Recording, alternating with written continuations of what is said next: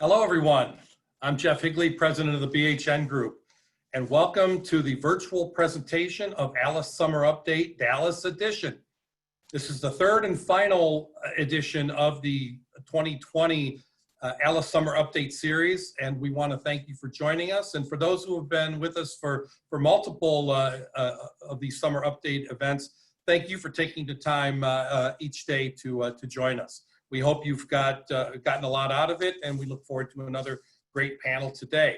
I hope you're all staying safe and healthy. The landscape seems to change by the hour as we are all eager to return to our normal routines and hopefully see the hotel industry back on solid footing sooner than later. We held out hope until the last possible minute that we would be able to have this event in person at the Virgin Hotels Dallas, but we couldn't move forward with it. The surges in COVID-19 cases and subsequent travel restrictions led us to the decision to take this entire series online. And again, we appreciate you being here. While we miss the camaraderie of seeing everyone in person, we're happy that so many of you could join us for what promises to be a program packed with insight and info that provides an update on where the industry stands today and where it's heading. I would like to take one moment to thank the BHN Group team, Jonathan Zink, David Seibert, Rachel Ugai, Tricia Gregg, and Razy Simons for all of their diligence and hard work in keeping the event on track as it morphed from a live event into an online program. Nice job, guys. Greatly appreciate it. And one quick reminder, housekeeping-wise, as you exit today's program, please complete the short survey if you can. It's a big help to us to get your frank feedback so we could use it to develop further online programming. Thanks in advance for your help. Okay, so the first thing we'll talk about is ALIS. We all know ALIS well. That's what this is based on. We're celebrating 20 years in 2021.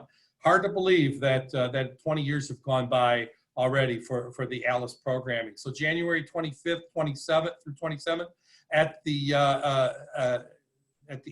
JW Marriott LA Live, and of course ALIS Law, January 24th and 25th at the Courtyard by Marriott and Residence Inn by Marriott.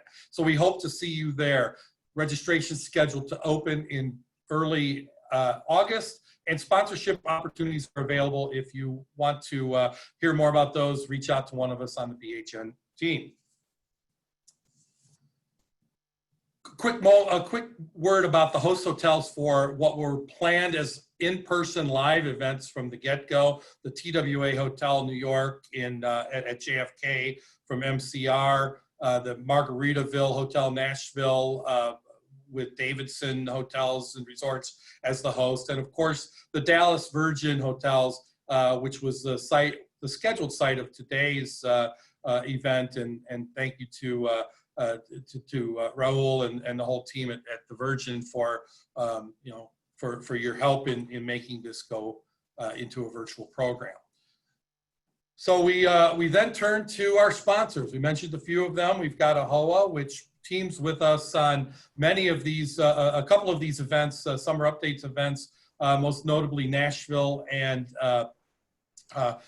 this one in Dallas, Davidson Hotels and Resorts, MCR, Virgin Hotels, Access Point Financial, Hall Structured Finance, Hodges Ward Elliott, McNeil Hotel Company, Stonehill, and Wyndham Hotels and Resorts. So we thank each and every one of you for your support through this summer update series. Now, without further ado, Jonathan Zink, the managing director from the BHN Group, is going to walk us through the next series of programming. So, Jonathan, take it away. Thank you, Jeff, and good afternoon, everyone. For those of you at home, in your office, or hey, maybe even sailing around the world, social distancing, of course, we're glad to have you. We're delighted. I do want to say one thing, because we have some very, very sad news over the weekend. If you didn't hear, unfortunately, Bob Harp, who many of you know and has been in the industry a long, long time with globalhotelnetwork.com, he unfortunately passed away. So our deepest condolences to the Hart family. It must be a tough time, and very best wishes. most importantly, as well, very best wishes to you, your teams, and your families as we navigate through these very challenging times. On behalf of the BHN and North Star team, I can't say how disappointed we are to not see you in person. We always enjoy networking with you, and we look forward to seeing you again soon.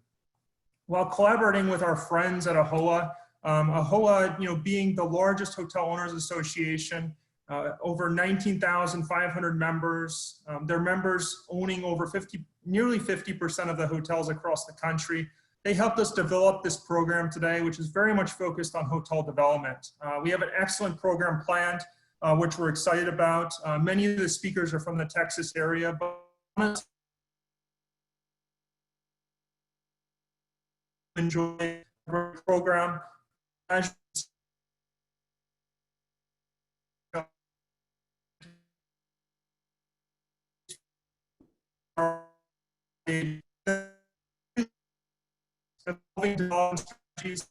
development and then we run the conversation with Jeff at the end with his closing remarks. So now it's my pleasure to introduce a voice for our industry, the president and CEO of AHLA, the former head of AHLA. Ladies and gentlemen, it's my pleasure to turn the virtual microphone over to Chip Rogers. Jonathan, thank you so much. First, let me echo your statements about Bob Harp. One of the things I think we all miss so much about not coming to events like this in person is to meet and engage with people. And if you've ever had a chance to do that with Bob Harp, I can say this, every conversation I ever had with the guy, at the end of it felt better than when I started. He was truly that type of gentleman who just made everyone around him feel better. He will be sorely missed in our industry. It's a huge loss. And Natalie and his entire family, our thoughts and prayers go out to them because Natalie, your dad, was great. So on that sad note, we will get into quickly about what's happening in our industry with respect to policymakers. And what's going to happen in Congress the next 2 weeks will be probably the most important action that we will see on coronavirus-related legislation the next year or the next 2 weeks are. So before I even get into that, I get so many phone calls from people and emails saying, how can I help? It's very simple. You go to the AHLA website, you sign for a Hotel Act, it's free. It is the #1 way that anyone in our industry can help us unify around a succinct, clear, and loud message to lawmakers, and it is so critical. So please do that. Go to AHLA.com, sign up for Hotels Act. It's just the way for us to link you with your elected officials for the letters that we send out supporting our industry. And make sure all your employees do as well. Again, it's free. So you see up on the screen here the things that we're working on now. I'm not going to go through all of these because time does not permit. You can see them and you understand what most of them mean. Here's what we do know. Coming up probably tomorrow will be Senator Majority Leader Donald's bill that will represent the Republican view in the Senate and most likely the White House as well. Keep in mind the House of Representatives months ago passed what was known as the HEROES Act. So what we're going to see in the next couple of weeks is some sort of merging of the HEROES Act combined with what Senator McConnell puts out tomorrow. What we expect will be in his bill, first and foremost, is limited liability protection for small businesses so that we in our industry and other industries don't get sued by people claiming that coronavirus happened in a hotel or threatening the threat of lawsuit, which sometimes can result in settlements that are completely unnecessary. So limited liability protection first and foremost. We also expect this week to see legislation introduced around CMBS. So you know what that means. If you're not in our industry, maybe you don't know what it means. But in our industry, it is absolutely critical that we solve this problem. We believe that almost a third of all outstanding hotel debt is CMBS debt. And we also know how those are structured and how important it is for us to find a solution. I mentioned to my team this morning, if you 2 months ago, you probably find a single person on Capitol Hill that even knew what CMBS was or is. Today, we might have legislation issues on this, so that's important. Tax measures, you're going to see some of these that are going to be introduced, some that already have, in an effort to get people traveling again. And these tax steps are not just business travel, but also individual travel. I know people questions, We were instrumental in helping PPP get created. We're instrumental in helping PPP extensions occur, instrumental in helping the PPP corrections occur. Now what we're hoping to see is PPP type language that is specifically designed for businesses that have lost a significant amount of revenue. As you know, in the past, the PPPs have been available for all small businesses. We believe the next package will focus on small businesses like hotels that have been hurt the most and give additional money, which means you've already received one PPP, you could go back and hopefully and get access to more funding. And then the last thing I'll say is locking in some premium rates so that they don't go down the next 2 years, which they normally would if the next slide real quick. Another thing that everyone can do to certainly help out is to make sure that you and your team are signed up with SafeStay. And the more folks we have endorsing SafeStay, the better off and better opportunity that we have to make sure that we are communicating to policymakers that we don't need government mandates. As you may have seen earlier today, we, along with AHLA and the Council of Hotels in San Francisco, filed a lawsuit against the city of San Francisco to stop a cleaning ordinance that had nothing to do with cleaning and nothing to do with safety. All it had to do is with union activity. In fact, it actually made employees less safe. And so we filed a lawsuit this morning in San Francisco trying to protect our industry. But the best way we can stop this from going to other cities is to make sure that our industry is united around SafeStay, that our hotels are following those guidelines, doing the checklist. You can get all of that for free on our website, and please make sure you do that. And then the final thing I'll say is something that I started with, and that is, where are we going with legislation? So we see right there the first packages that came in back in March and April. The big package was the CARES package, which was followed by flexibility and the extension. And package 4, as I mentioned a moment ago, it's happening over the next 2 weeks. So if there's ever a time for you to get engaged and join with us and making sure our messages are that time now, I cannot stress this enough. What happens in the next 2 weeks will be the most important legislation to impact our industry from the federal government compared to anything that will probably happen in the next 6 to 9 months after this. So this is really, really important. Go to AHLA.com, sign up for Hotels Act. We will give you full engagement and make sure that your voice to your members of Congress. They need to hear from us. They're hearing from every other industry. They've got to hear from us. We need to generate hundreds of thousands of letters, and we can do that with your help. So, Jonathan and team, I know I'll be back later in this show here in Dallas, but for now, that's all I have, and thanks for having me. Thank you, Chip. And to all of our attendees, I know there was a lot of technical difficulty, and Chip's great about providing additional recordings. So we'll probably post another recording after this ALIS summer updates. There's no confusion, but apologies for that technical difficulty. Moving into our next presenter, Development Pipeline Opportunities. Emmy Heiss is Senior Consultant with STR, the Consulting and Analytics Division. And sometimes I like to share a fun fact about speakers, and I think this is an interesting one. Emmy is a big FIFA Women's World Cup fan. She went to Vancouver in 2015. She missed France in 2019 due to having a baby on the way, and then she's looking forward to going to Australia and New Zealand in 2023. So ladies and gentlemen, virtual microphone over to Emmy. Good afternoon, everyone. Thank you to the BHN group for allowing me to speak to you today.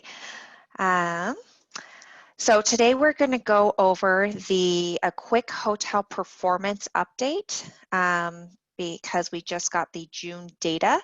Then we are going to go into the U.S. development pipeline and then focus on the Texas development pipeline. So as you can see, rooms are starting to open up. June supply was at negative 6.2%. However, May supply was at negative 11.4%. So that's a good sign that we're seeing things open up. Even with added supply, occupancy is still growing. Demand was only at 48 million in May, but now at the 63 million mark for June. Which resulted in a 42% occupancy for the month of June. For comparison's sake, it was 33% in May. And then if we're looking at it for prior year, it was at 73%, but we are trending up. ADR is still about a third of what it was at $92 for the month of June, whereas compared to last year, June, it was $135. So now we're obviously halfway through the year. 4 of these months were extremely impacted by COVID. So our year-to-date June occupancy is at a 43.1%. And our ADR year-to-date is at 109, which is $22 less than what it was prior year. Now, if we're looking at the just long-term trends here, we've all been obviously significantly impacted by COVID, and this just shows it in a line chart format. It really puts into context the unprecedented nature of the decline of this downturn. So we hit rock bottom in April at negative 80%.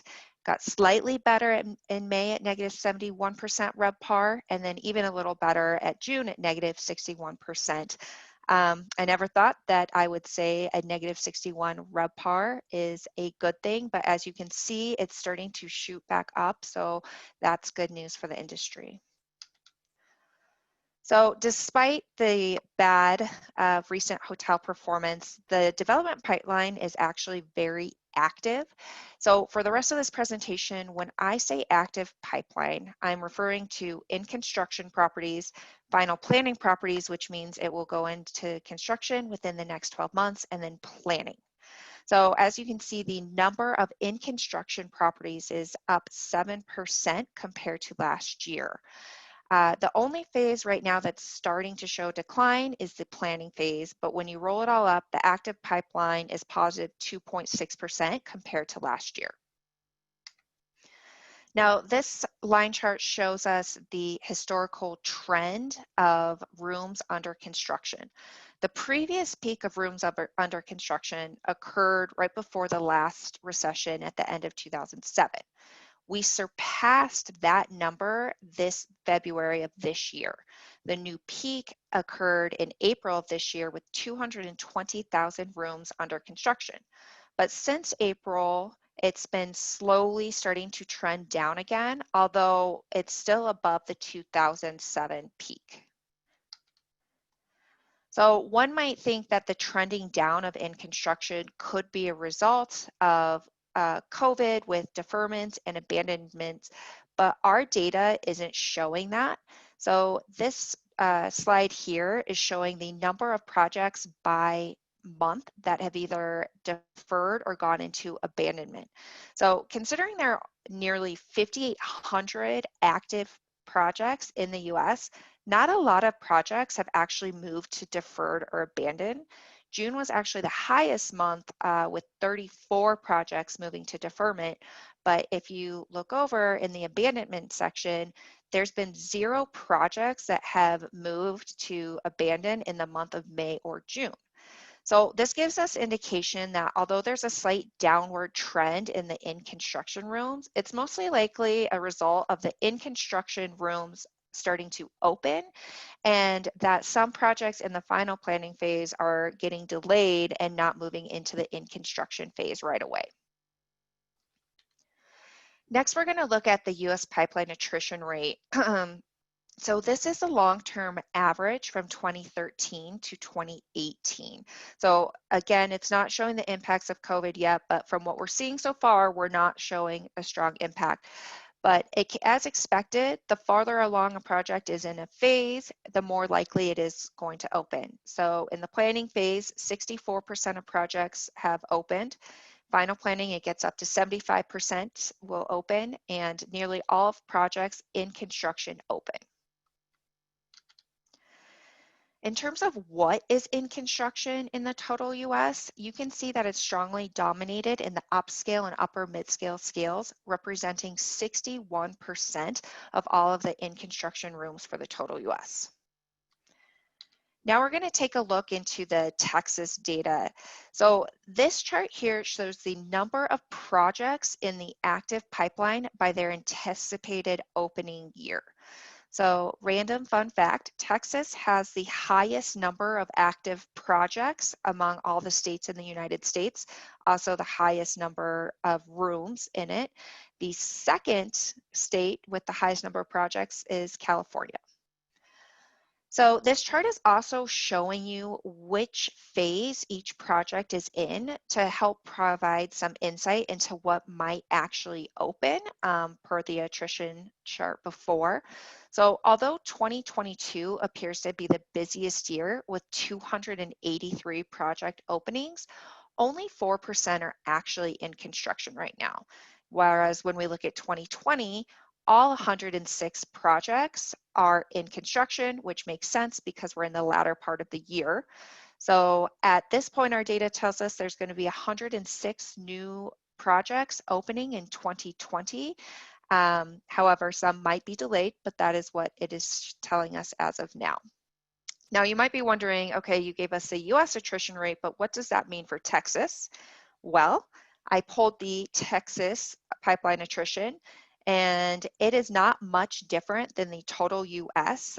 Each column is only different by 1%.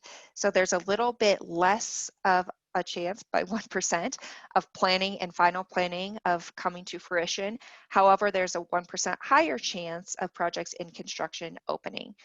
So I actually did dive in a little bit into each market. So from the same timeline, 2013 to 2018, San Antonio and Fort Worth completed 100% of their projects that were in construction. Austin was at 99%, whereas Dallas, Houston, and Texas West were at 98%.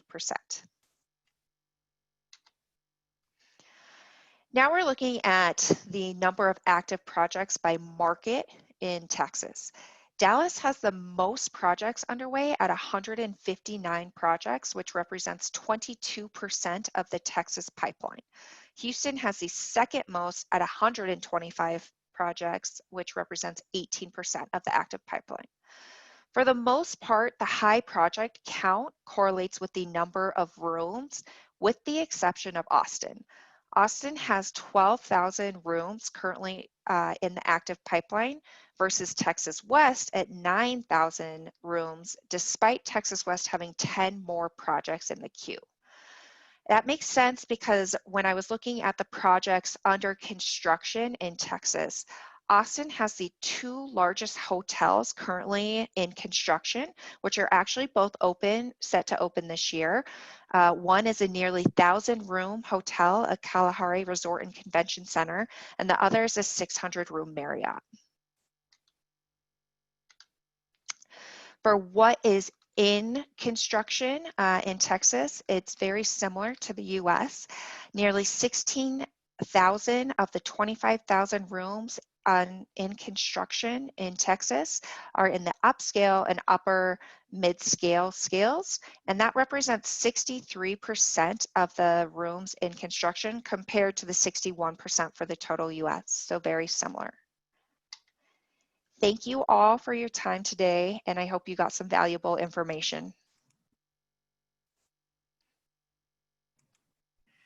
Okay, Emmy, thank you so much.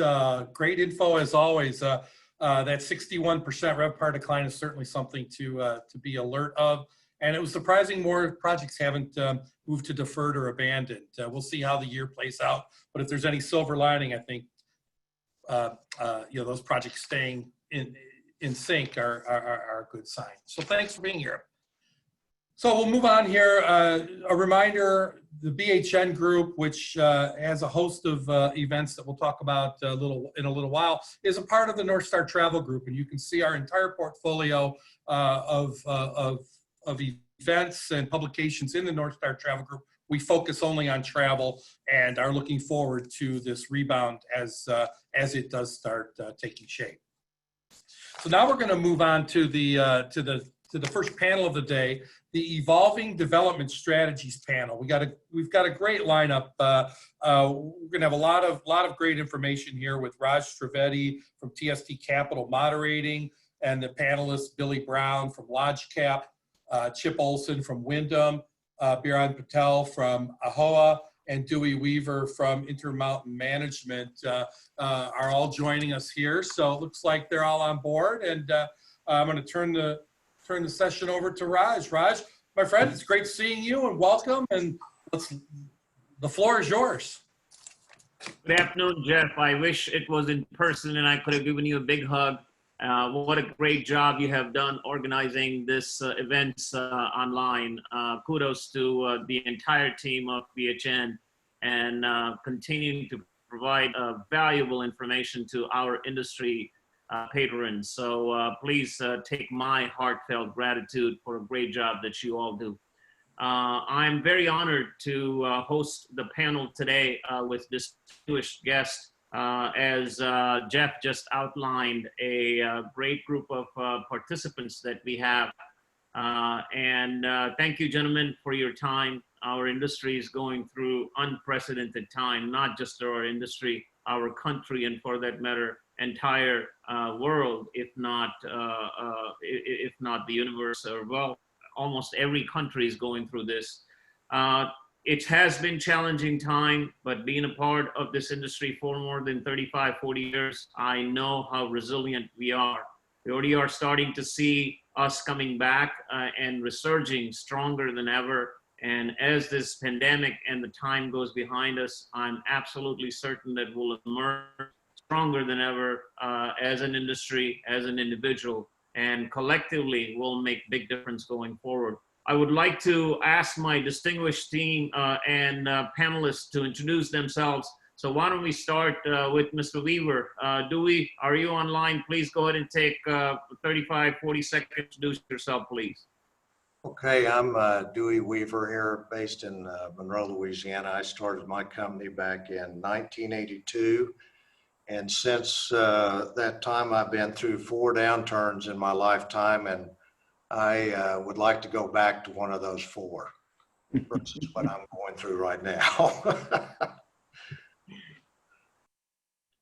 But I am too. I'm optimistic we'll get out of this. It's just a matter of when. This thing has probably been more uncertain than anything I've ever gone through. It's just nobody knows. It's hard to forecast what you're going to do tomorrow, let alone 30 days from now. But you know, the good news about this industry, we've all become friends with one another, and we've got a great deal of resources through other friends of ours that are actually competitors of ours, and we're all sharing that information so that we collectively can all get through this together and sharing best practices. So that's one of the great things that I love about this industry, is that we are a sharing group of individuals. And there's no question we're all going through a very difficult time right now. Mr. Brown, Billy Brown. Thanks, Raj. Billy Brown, I'm CEO of LodgeCap. We are national developers of hotels, have been developing real estate for about 50 years and hotels exclusively for about 22 years. We develop all across the United States. We develop mostly select service, or really all select service hotels. Mr. Olson. Hello, Raj and everyone else. Chip Olson, Chief Development Officer for Wyndham Hotels. I, like Dewey, have been doing this a long time. I've been doing it for 26 years. And Dewey, I echo, let's find one of those other downturns and jump back into it. But I will tell you that the best part of the most challenging times that we have is that we have the opportunity to kind of reinvent who we are as an industry. And Raj, you talked about the resilience of the industry. By nature, we are optimists, right? Especially in development side. We always believe the best is yet to come. And during these downturns, I've seen people work together and find the new normal, which is a phrase that we're going to hear a lot of, I'm sure, but a new way to do business and a new way to reinvent who we are as an industry. And so I look forward to talking about that today. Biren. Thank you, Raj. Biren Patel, Chairman of AHLA. As Jonathan mentioned earlier, we're the largest owners association in the world. We have almost 20,000 members. On the personal side, I reside here in Dallas, Texas. I'm partner in BHP Investments Company. We own and operate branded and independent properties in the state of Texas. And I thank the ALIS team for the opportunity to be on today's panel. Thank you.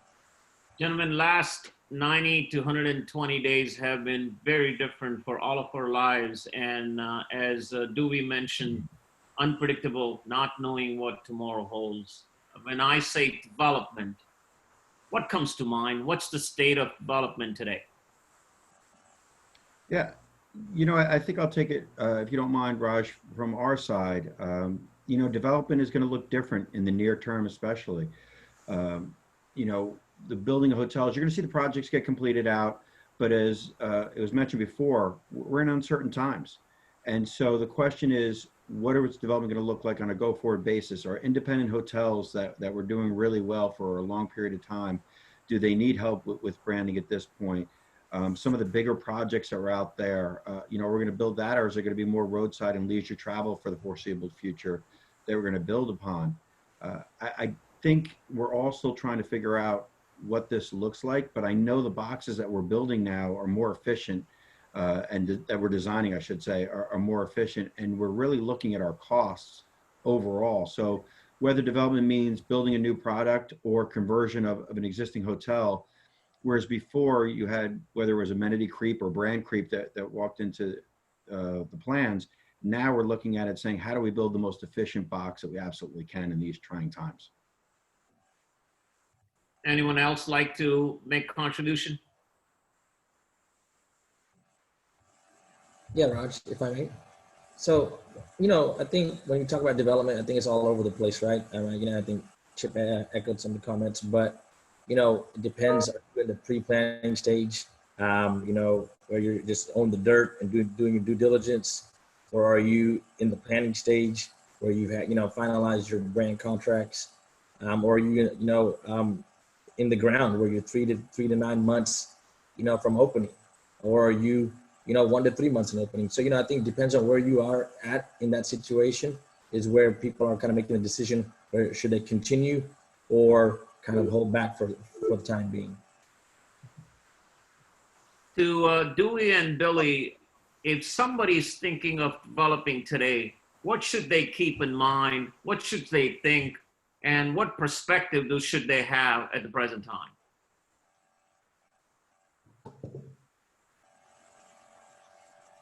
Go ahead, Dewey. Dewey, you are muted.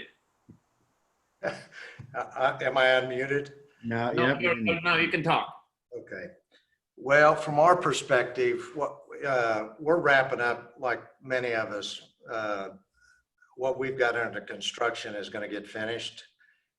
Some of ours will be later next year, and hopefully things are going to be getting better by then. But on a going forward basis, I've got 3 different projects from East Coast to West Coast that obviously they're on hold right now.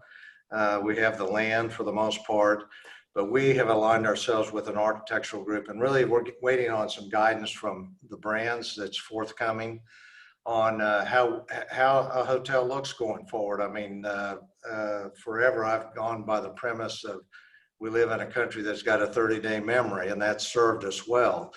Not sure this one may be a little longer than 30 days, but we want to do it smartly, right? And so, you know, down to the pantries, you know, when we first started out many years ago, the brands would evolve into something that the building back then didn't allow for, and it was very expensive to take out, you know, rooms and things like that to adapt. So I don't want to knee jerk. We're going to try to figure this thing out on what it looks like in the future and what we can adapt to as things change. But I do think we're going to do business. We're already looking at things. In fact, you helped me on one area that we're going forward on. We're going to talk about it in a minute. So what changes should we? You want me to hold up on that? Yeah, please. You want me to share that with you? Please go ahead. Okay. How we check people in. We're in the process, and I should start it in January, but we're going to virtually eliminate the front desk. You're going to be able to check in either through phone or kiosk. You're going to have, I think we're in with the hospitality business, there has to be somebody in the lobby. So the manager maybe pulls a shift, and you know, for lack of better description, they're concierge. They're greeting our guests. There has to be somebody there, at least one shift for each shift, in case, you know, our guests need something. But my point is, you know, we're going to be able to eliminate a lot of the front desk, And that goes for the benefits too. We're running the numbers right now, and I'll be glad to share those with the folks that are on here if they wish. But we're going to have to do business differently with fewer people, but yet not lose that hospitality element. You know, you want to be welcoming. Some of these feel like hospitals right now. That's no good. So we've got a lot to overcome. The way we clean, what we give them to eat the next day. We've got a lot of unanswered questions, but hopefully, you know, by the turn of next year, we're going to be headed to a different direction, but we're going to have to do business differently if we're going to stay profitable. Billy, would you like to add anything? Well, just what we're doing in our development pipeline. We do not operate our hotels. We use third-party management. So, you know, we're dependent upon what the feedback we get from our operators and that become our partners. We opened one hotel just a few weeks ago. We expect to open 2 more toward the end of the year. We have 4 in the pipeline, and probably will only start one of those, if even that one, but probably only one of the 4 sometime later in the year. How has brand support or guidance to development changed, better or worse, since this pandemic has evolved? I would like franchisees to respond, and then Chip. Yeah, I was gonna say, you don't want the brand guy to say it's great. You could provide some feedback on what you guys have done to support your franchise contingent better. And Byron, you can take association's twist on it. What are you guys working with the brands on? So Billy and Dewey, how brand support has evolved since this pandemic has started? And what changes are you noticing? I would say from the development side, they've kind of gone away. They're pretty AWOL.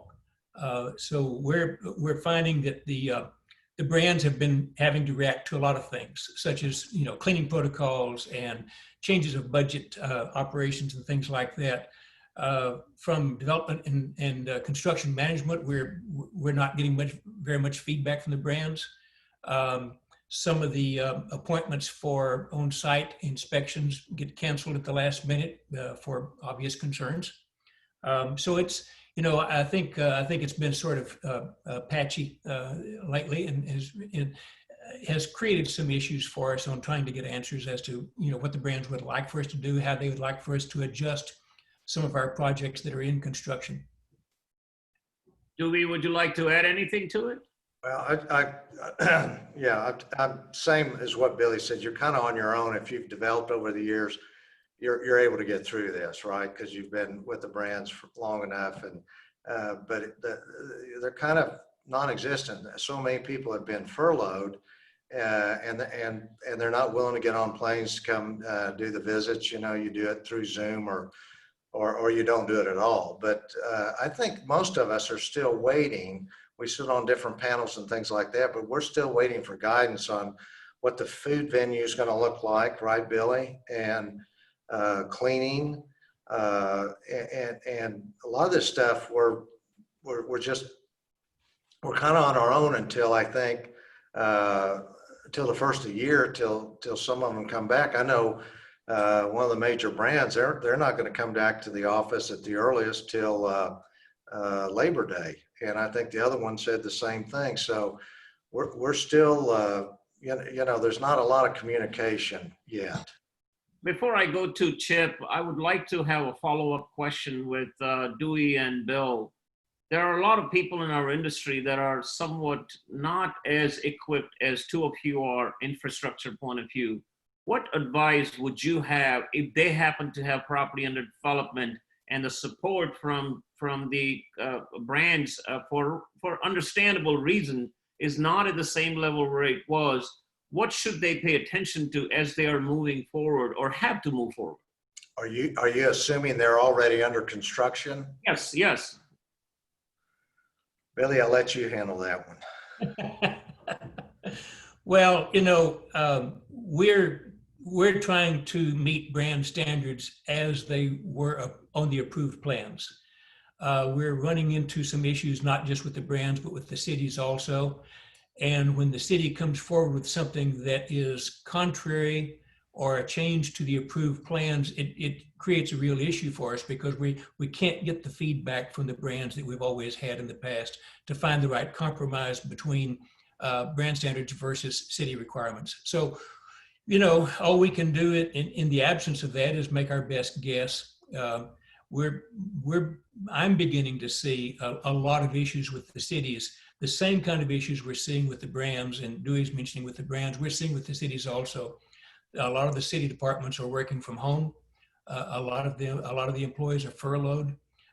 So we're having difficulty getting good concrete decisions from the cities, just as we are in some aspects from the brands themselves. So what's the answer that we use? I mean, the answer we use is we try to go to the plans that have been approved and signed off by everyone. And then if there's a conflict, we do our best to resolve it. Billy, what we're doing the same thing. We're doing some third-party building, or we've had some changes. We notify the brand, and at some point, if we don't hear back, we assume that's been approved, and we just keep moving forward because you can't stop. But what you're doing is you're taking your years of experience, and we're not going to do anything that's not going to probably be approved anyway. But you got to keep going. Okay. Chip, floor is yours, my friend. What are you guys doing as a brand to support franchisees and continue to provide assistance?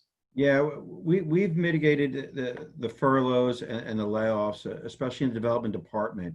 And I'm sorry Dewey and Billy are having that experience because in my opinion, and in our opinion at Wyndham, this is when you need a brand more than any other time, right? It's the tough times where you need to say, hey, I need help now. Anybody can build through the good times or help be a project manager during the good times. It's when you're up against the wall, what do we do? Some of the things that we've looked at is my team has reached out to everybody that's been in the development project. It's been mandated. They have to call them, just check in and say, hey, what's going on? How are you doing? Is the project still going forward? Do you need any help? Do you need anything? Can we do anything from our side? For some of our franchisees, we've done drop ships of PPE that they couldn't get on their own, and we wanted to make sure that they had that, and we did it at cost with no extra bump from us. So those are the things that I think a brand should be doing at this time. And I know it's challenging. We're doing more with less, right? Most of the brands are out there doing that. But at this time, I think you got to pick up the phone call and you got to call the people that you worked with and say, hey, I need help.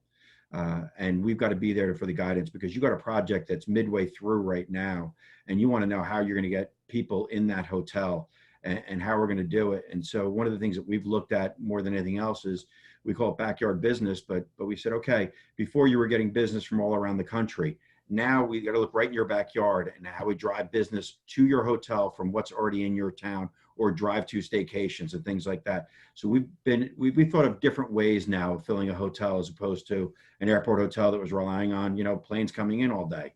That plane, they've dropped down to next to nothing at the peak of this, to 80,000 people going through instead of 2.6 million that were going through TSA on a regular basis. So I think you have to be with a brand that can think on its feet, be nimble, and help you during this time, because that's what brands are there for the difficult times. Biren, what's your communications been with the brands, and how are they responding to you in providing assistance to your members? Hey, Raj. So, just to kind of branch off from what Dewey and Billy were saying as far as new construction, I think that if we convert to, like, let's say conversion properties and PIPs, I think for the most part, all the brands are working with our members and hoteliers to give them some time, deferring it, and because they get the situation that we're all in. Now, as far as operations, right, I think, every brand has come out with some type of relief package for the franchisee. Some have done more than owners. Some have done more than others. But, I think that nobody knows there's so much uncertainty happening here from the last 3 months to the next 4 or 5 months. So, I think our owners are expecting even more relief as they're enduring more liquidity burn. And I'm sure that's still happening, even on the development end. I think that, but, for the most part, the brands are, they understand the situation, and they're being patient and giving some leniency when it comes to development also. And I think just one more thing, because Dewey said something really important. Earlier, he was talking about it, no knee-jerk reaction. And I think from a branding perspective, that's one of the biggest challenges that we're having right now. It's looking at, we all built hotels, especially over the past 5-10 years, right? The hotels that were being built were about how to get people together, how to have a central lobby, how to get everybody working together. And now we're saying, wait a minute, is that dead? Or I don't want to make a knee-jerk reaction and shut down a buffet breakfast, or segregate everybody out of the lobby. Do we still want to have that common area and that big public space area? So we're looking at all that. The advantages that we have in the branding world is we do get the phone calls from the Deweys, the Billies, Bjorns of the world, everybody calling us up saying, hey, what about this? What about that? So we get to hear a lot of different opinions, what's going on. And we're trying to compile all that and saying, here's the direction we think we need to head. We don't have the answers today on everything. And you're not going to have that because it evolves, right? If you look at where we were 60 days ago of what we said about masks and everything else and where we are today, it's evolved and it's changed as we have more data. And I think that's what you're going to continue to see. So we just don't want to make a knee-jerk reaction, but we want to make sure we're giving guidance at least. Gentlemen, as I hear from all of you that the support, the city situation, labor, we already had delays in construction timing prior to COVID. What this COVID pandemic has done to the cost of project and the timeline? Dewey and Billy?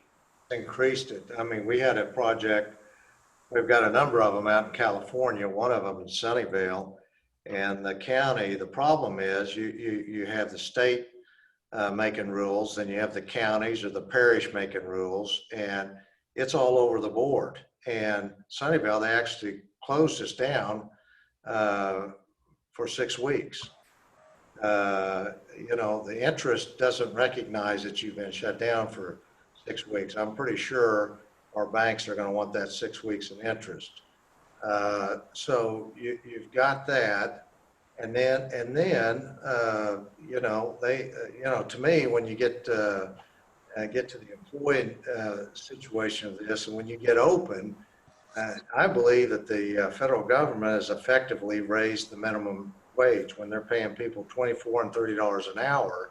We're paying $15 and paying 100% health care. That's still not $24 and $30 an hour. So we have that problem to look forward to as we hire people, and that gets back to why I need to eliminate the front desk. I've got to get my costs back in line. And by the way, our ADR year over year is down $30 from where it was last year, and that's not why we built those hotels.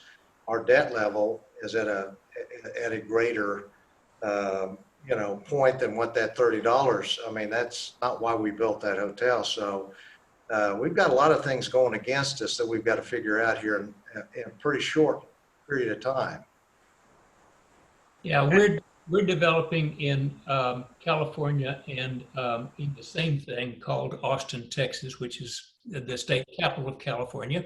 A lot of people don't recognize that fact, but we're, in terms of the COVID effect, specifically, we've had our project shut down for curtailing the number of employees, construction workers, project over. We actually have now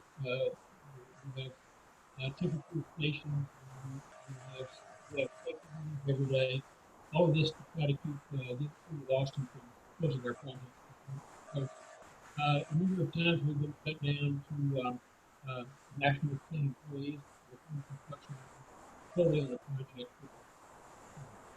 Unfortunately, like closing the project down. So these are the issues we've dealt with. Again, we haven't seen in any construction cost increases directly caused by COVID, other than, as Dewey says, senior management at the sites and cost of interest. Dewey, you brought up a great point that this is the time for us to change. What type of changes should the brands consider when it comes to the plan, when it comes to the current requirement for new construction, when it comes to amenities, facilities? What we have in place today, keeping in mind what we are going through and how consumer, customer, guest perception on experience has dramatically changed, what do you anticipate? What are the things as an industry that we need to consider for the betterment and success of our industry tomorrow? Well, I think this is a great opportunity to make the changes that we've known we've had to make for some time, right? I mean, you know, if we're ever going, I've gone down the kiosk route 5 to 10 years ago several times, and it just didn't work. It just might work this time because and they've got the technology now with the screens that when I go in and check in, my germs are not there for Billy to check in behind me. So from a safety standpoint and having those spread apart, assuming it's easy to use and not like an airport, or the phones, you know, where we're going to put our money this next year. If I look, half of my hotels they're not prepared to take mobile check-in. Well, that's where I need to spend the money this year, right? I need to get it to where everybody can check in mobilely. And for those that don't have that ability, then the kiosk, I think the time's come that we can do some things that might not have been popular 12 months ago. We have an opportunity to fix these things. Also, how we check people in and clean their rooms.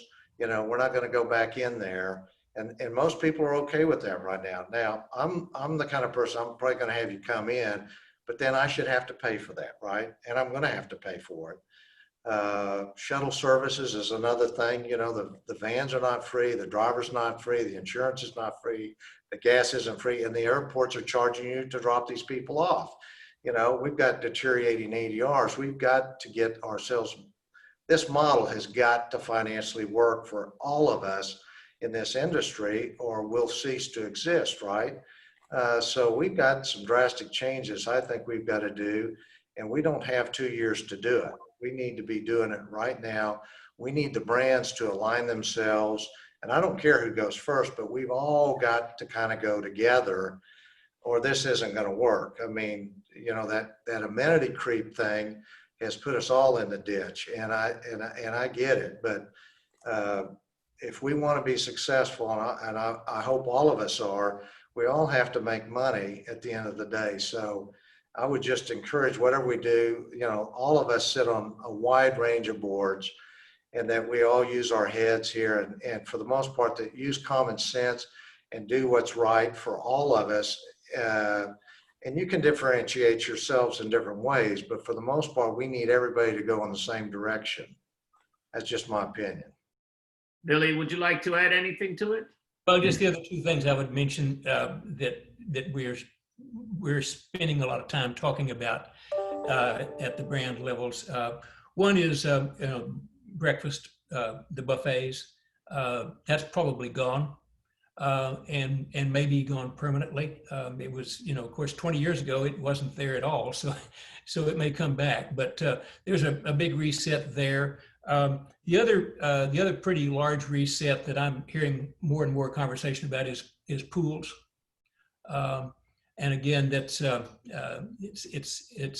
call it $100,000 item on our construction budget, but more importantly, it's a big drain on the operating budget as well. So those are two other things besides the ones that Dewey mentioned. Chip, are you guys taking any initiatives into consideration, or have you started dialogues with your advisory board to look into the planning to operations side of things, that how this can benefit to the future development and growth of the brand? Yeah, I think the easiest thing is, you know, development is a math equation. That's all it is, right? I spend X amount of dollars, I make X amount of dollars, it operated, it cost me this. And at the end of the day, I have to show a return on my investment. Otherwise, it's not worth doing it. It's the same equation when people go into a market and say, do I build or do I buy? Well, what's the replacement cost, right? It's very simple to do. And, you know, I was talking to somebody recently that's a big developer, and he said to me, you know, Chip, I've developed hundreds of hotels. And he said, and if any, I tell people to stress, you know, somebody underwriting the deal, I tell them to go, hey, stress it as far as you can, and let's see what this hotel looks like. And if they ever would have walked in and said, here, I stressed it down to 10% occupancy. I would have thrown him out of my office and said, we never get the 10% occupancy. What are you doing? This is worthless to me. He said, and now I wish I had that 10% occupancy model to look at. So what we need to do is, and we did it with our Microtel brand is one of the brands that we went out there and we said, we got to make it more efficient. We got to make it a better. So the new motor prototype, right? We took 26% out of the prototype and did it ahead of time. But I think every brand has to do that. And we need to look at, as Billy said, and as Dewey said, whether it's breakfast, whether it's pools, what is going to get us the return on investment? When we did the drop ship, we realized that, hey, you know what? A hand sanitizer is going to be the new normal in a room. We need to do that. But I can't just increase the cost of the room. So we said, let's take out the conditioner out of the room, right? If you need a conditioner in the room, then bring it yourself, but at least it made it cost neutral. But I think as brands, we've got to do better than cost neutral now. Now we're seeing a new way to operate, and we've got to say, hey, if we stress these down, how do we operate a hotel in these tough times? And we need to look at better ways of doing it. And so that's what we've done, whether it's the count on us culture that we have or making our prototypes more efficient. We continue to look at operations and say, is grab and go going to be the new norm for breakfast? And how do we keep those costs below where they were on a buffet breakfast, which is going to be a challenge for us. But maybe it means, as Dewey said, that we're not offering a hot breakfast at every level, but maybe it is on the full service or the higher end hotels. Maybe that's what they do. And maybe it's fruit or something like that that's easy to grab and go with and you feel safe with. So we're going to have to look at all that. Thank you. Raj, if I may. Please. Yeah, so, I think that a lot of owners have the same sentiments as what Dewey stated. But, going forward, I think that, the brands will try to help, probably cut some of the costs, but they don't, at the same time, they don't want to affect the customer experience or give another brand a competitive advantage.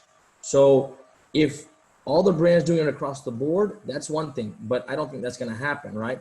So as owners are incurring cost in all these amenities that we've been providing to our guests have come to expect that, right?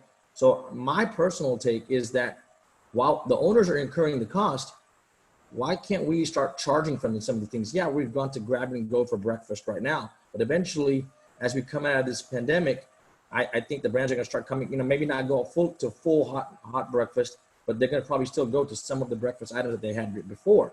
So can we not start charging at the select service hotels instead of making it an all-inclusive rate? It's something to think about, I think.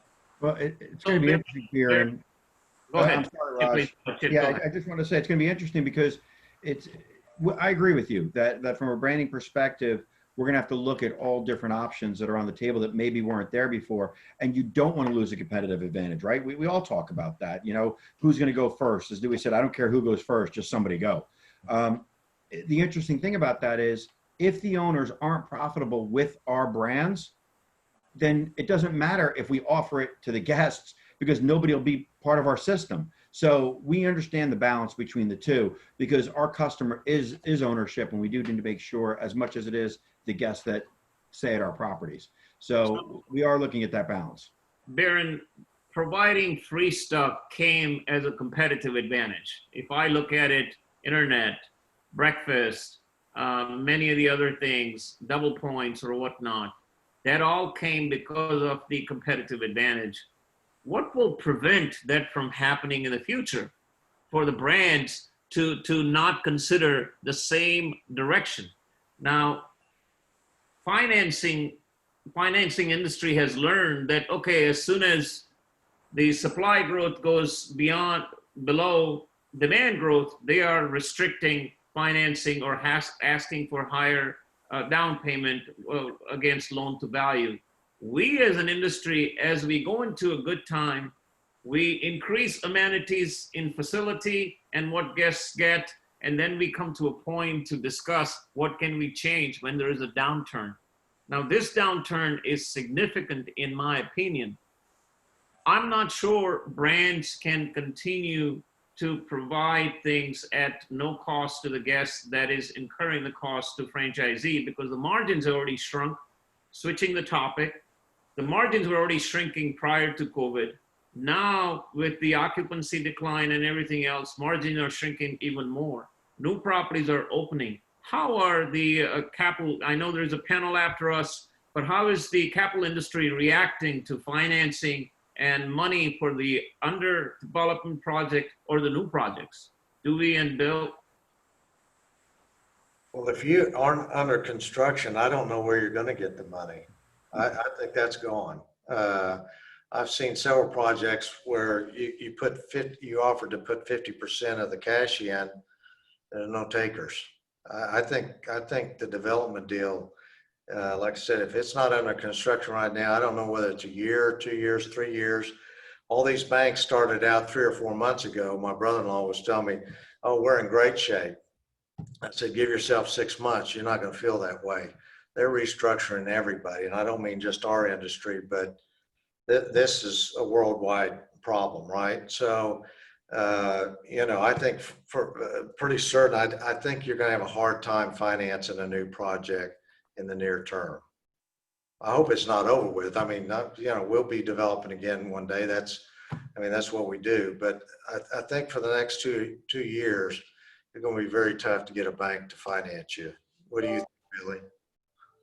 Well, yeah, Dewey, I don't have the contacts you have. I think we can do one more project with our existing relationships. They've indicated that we can, but it's a distinct project, and so we'll see. The question is, do we want to move forward with the project? We have been looking at leading edge opportunities, and I can't find any place I want to go in Texas. Not one single market that I want to go to in Texas. This other project I'm talking about happens to be in California that we may pursue, but it's pretty amazing with the transparency of numbers that we have in Texas that we cannot find one market that we want to go to, even if there were capital available. What do the hotels look like in the future? With this pandemic in mind, would exterior corridor catch up versus interior corridor because it's safe to go in and out of your room? How do you envision changes taking place in our industry, and in particularly the design of a hotel as we move forward? That's a great question. And I'm on the hotel project of tomorrow, and it's still a tough question. Again, it goes back to that knee-jerk reaction, right? Exterior corridor properties, a lot of them have never gone away. And I think people hear exterior corridor and they have one image, but there's hotels like the Phoenician that are exterior corridor, right? Which I think we'd all be happy to stay at all times. But yeah, I think there's always that group of people that like driving up and walking to their room. The question is, how do you make that experience safer and better for those individuals, right? When Dewey was talking about mobile check-in, can I do a mobile check-in that I could still walk in? But there's also some issues where you want to know what's going on in your room. You want to be able to check to see, all right, who's there? How long have they been there? Do they, you're not going into the room as much for hotel cleaning, perhaps, right? So I want to be able to get behind that door, though, to make sure that the guests are safe and everything is working. So you got to balance all of it we're talking about. For every action, there's a reaction, right? So every action that we make now and say, okay, we're going to do away with this, what does that ramification look like in the long term? So I think from a construction standpoint, I don't think people are going to go out and build exterior corridor hotels. I think the ones that are out there may do some renovations and upgrade where they are with it, but I still think you're still going to see some interior corridor hotels.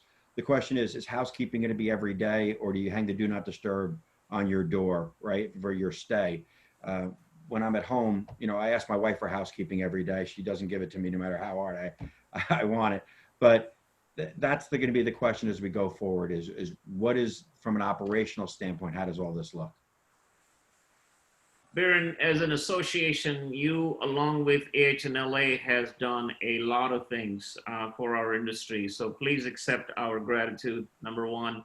Number two, what are you guys currently pushing from our federal government for additional help to our lodging industry? Anything you have on table? What would be the next phase of assistance do you envision?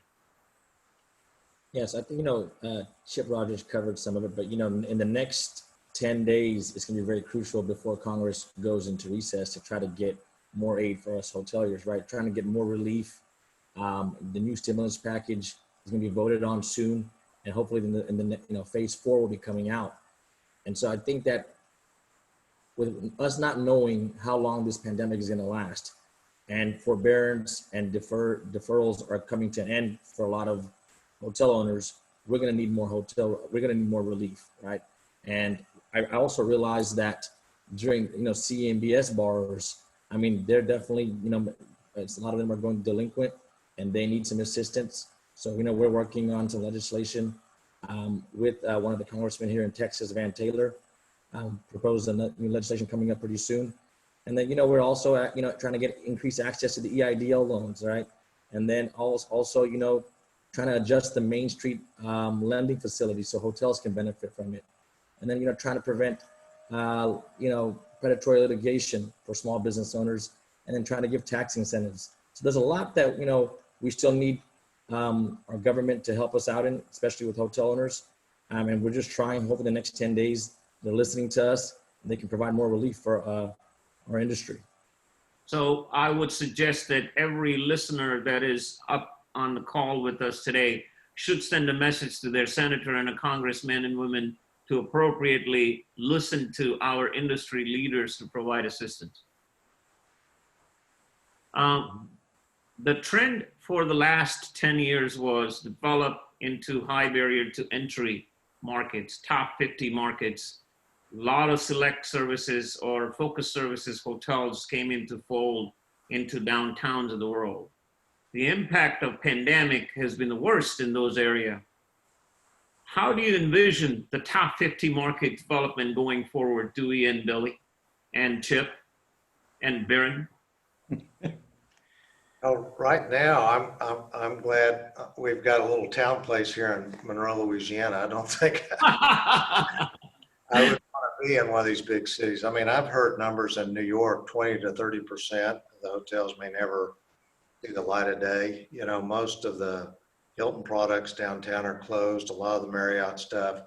They announced that the Addition in Times Square will close August 6th. It's 1 year old and it will never reopen again.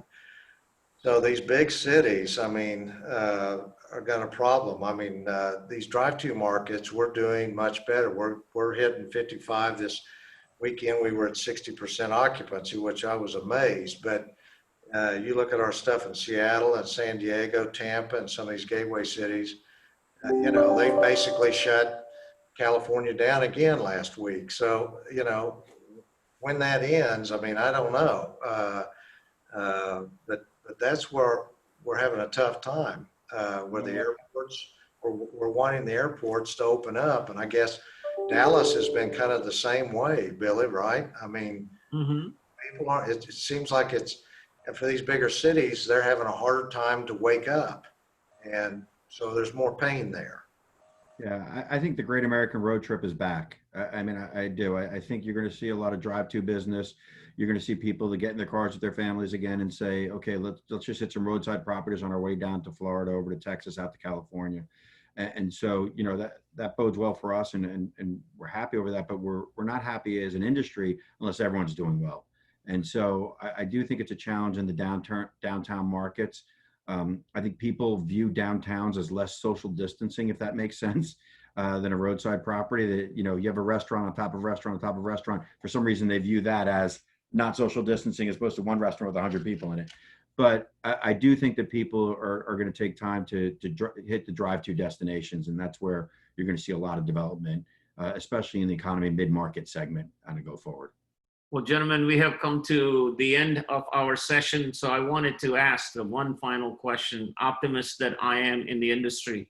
If I look at the last history of our industry, any 10-year period, we have increased the asset value, we have increased the RevPAR, we have increased the growth, we have increased the participation in our industry, and we have increased the employment. Future 10 years, in 10 seconds, what is your perspective?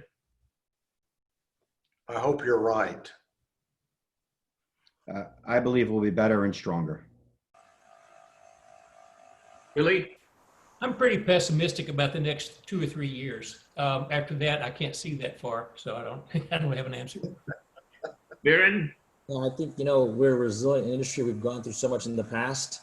I think that's going to take us at least 3 years to 4 years, but after that, we'll rebound and be stronger than before, I think. Well, gentlemen, I am eternally thankful to you for your insight, for your time and valuable contribution. Thank you very much to all of you for providing great information to our participants and me included.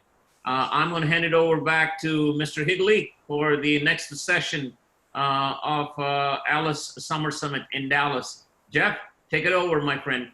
Raj, thanks so much. You always are an optimistic guy, and the end of that panel certainly was optimistic. So thank you, Billy, Chip, Abiran, and Dewey. We really appreciate the insight. A couple things that jumped out, getting costs in line, back in line, seeing a new way to operate, and just in general, the extended stay comeback, if you will, as well as, the extended longer construction period. So lots of good stuff. We talked a little bit of money, and we're going to talk about that in the next session. So thank you, gentlemen, for being part of the program today. So moving on to the next part of the program, I mentioned a little while ago the events that the BHN group has in its portfolio. You can see ALIS, ALIS Law, and the ALIS Summer Update Series that go basically throughout the year with our great partner, the AHLA.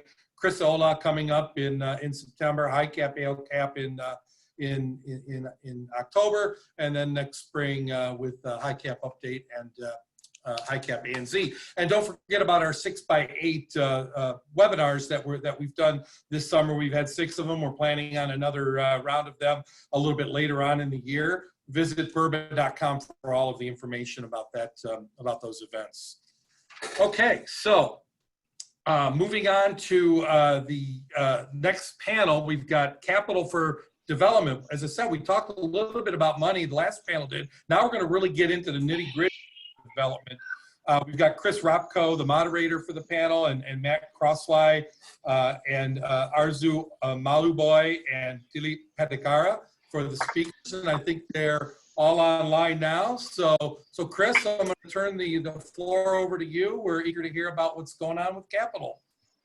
Thanks, Chris. Fantastic, Jeff. I appreciate it. And before we get into it, huge thanks to the BHN group. You guys, made a quick shift and pivot here to bring us this fantastic online opportunity for learning and to just hear kind of a real-time voice of what's going on out there. So thank you guys very much. Before we get into it, I'm going to have a few comments just about the kind of the current state of the industry. But the first thing I'll just say is, 6 months ago, this panel was probably going to be a lot more interesting because the development pipeline was pretty robust. And I think you'll hear from our panelists, capital was being deployed for new development kind of all across the hotel space. I mean, people were getting a little concerned about the run up in supply, but I think conditions were pretty attractive to deploy that capital and development. And we sit here today and nobody had the COVID-19 pandemic in their playbook. And so rather than capital for development, it's almost like we just need capital. And so I think we're going to touch a little bit on development for sure. But I would like to just kind of weave in, real time from our panelists, some more kind of thoughts and focus on acquisition capital, equity, debt, and just what's happening real time, because I think that's what's on a lot of your minds. It's on our mind at McNeil Hotel Company is liquidity. I mean, that's kind of the constant theme. So that said, I'd love to have our panelists kind of give a brief introduction about themselves, what they do. We've got users of capital and we've got providers of capital. So I think we're going to have a great spectrum. So Matt, I'll go ahead and kick it over to you and let you introduce yourself. Hey, I'm Matt Crossway, president of Stonehill. Stonehill provides both debt and equity, but primarily debt in the form of bridge financing, mezzanine loans, or preferred equity. We have about 80 active investments, all primarily limited select, with a handful of more compact full service and some soft branded full service hotels that tend to be a little bit smaller. But Generally speaking, that's our portfolio. We've historically been a capital provider, and we intend to continue being a capital provider for the time being. We find ourselves working a lot with our existing borrowers and managing through our current portfolio, but still optimistic and looking at what the future looks like. Dilip? Hey, good afternoon. So I'm with Access Point Financial, and we have our balance sheet's about $520 million currently. I have about 125 different loan positions on various assets across the U.S. and Canada.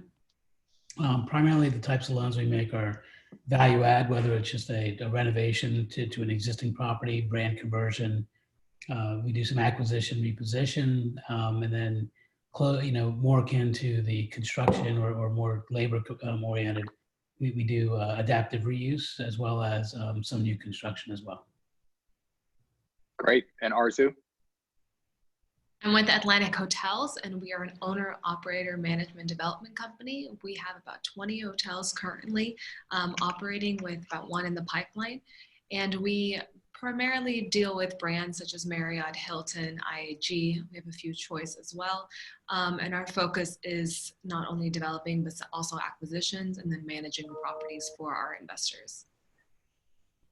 Fantastic. Well, thanks everybody. And as you can see, we'll have some interesting perspectives. The one thing I will note is there's a lot of experience on this panel, primarily in the limited and select service space. So, many of the comments will be kind of probably more biased towards that space. That said, we probably will dive a little bit into kind of prognosticating what the future of just hotels in general look like, across the spectrum.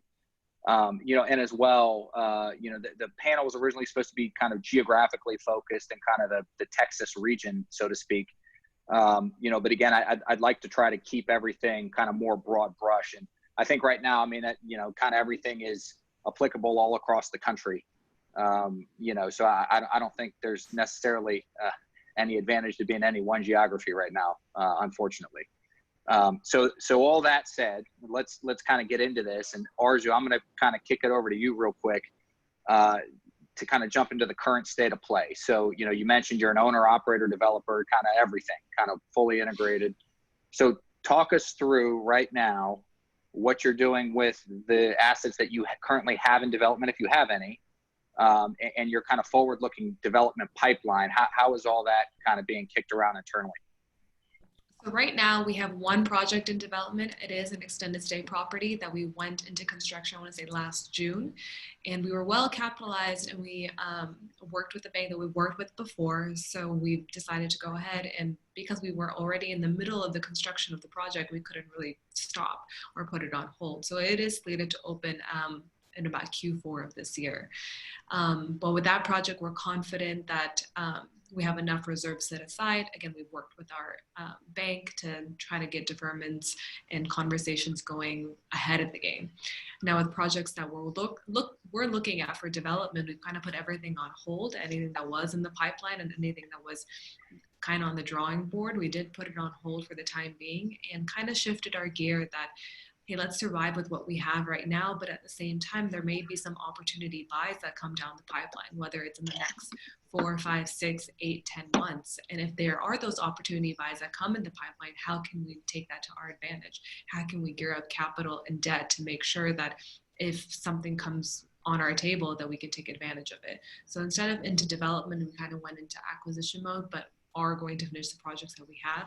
And unless we have like a stellar location with a stellar brand, then we're kind of focus on seeing if we can buy something for less than what we thought of. Yeah, that makes sense. It's sort of kind of an all hands on deck, whatever, kind of gets thrown at you. I think, we at McNeil's, obviously, we understand that perspective quite a bit. And so Matt and Dilla, talk us through your construction pipeline. When all this went down, how much construction financing did you have in the pipeline? Were you actually funding? And, just talk us through a little bit, from both your perspectives, that the deals that you were working on trying to get to the finish line in terms of closing a loan, where those currently stand. We've about, I think, 110, 120 million of loans that are construction loans on the booking currently. they were in various stages of construction. And, certainly some of them, depending on where they're located, have been able to continue along. And, the progress has not been impeded. And then some, may have been in jurisdictions where there was kind of stay-at-home orders and, they had to slow down work or stop work until they could get, permission to continue. And certainly that impacts the delivery time frame of it. It also impacts the interest reserves that were available to service the debt, for that, duration. And then based on the delivery time frame, delays, certainly that there might be some impact, lingering impact in terms of what we might have to do to accommodate, the loan. We had 3 properties specifically actually open up during this downturn or during this event.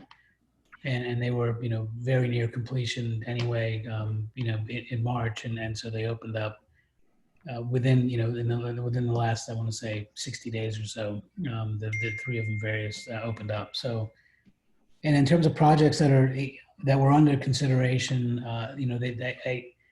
I think the developers themselves may have kind of slowed the progress of those projects and wanted to just kind of evaluate, what they were going to do and where it was, what the transaction was going to look like going forward.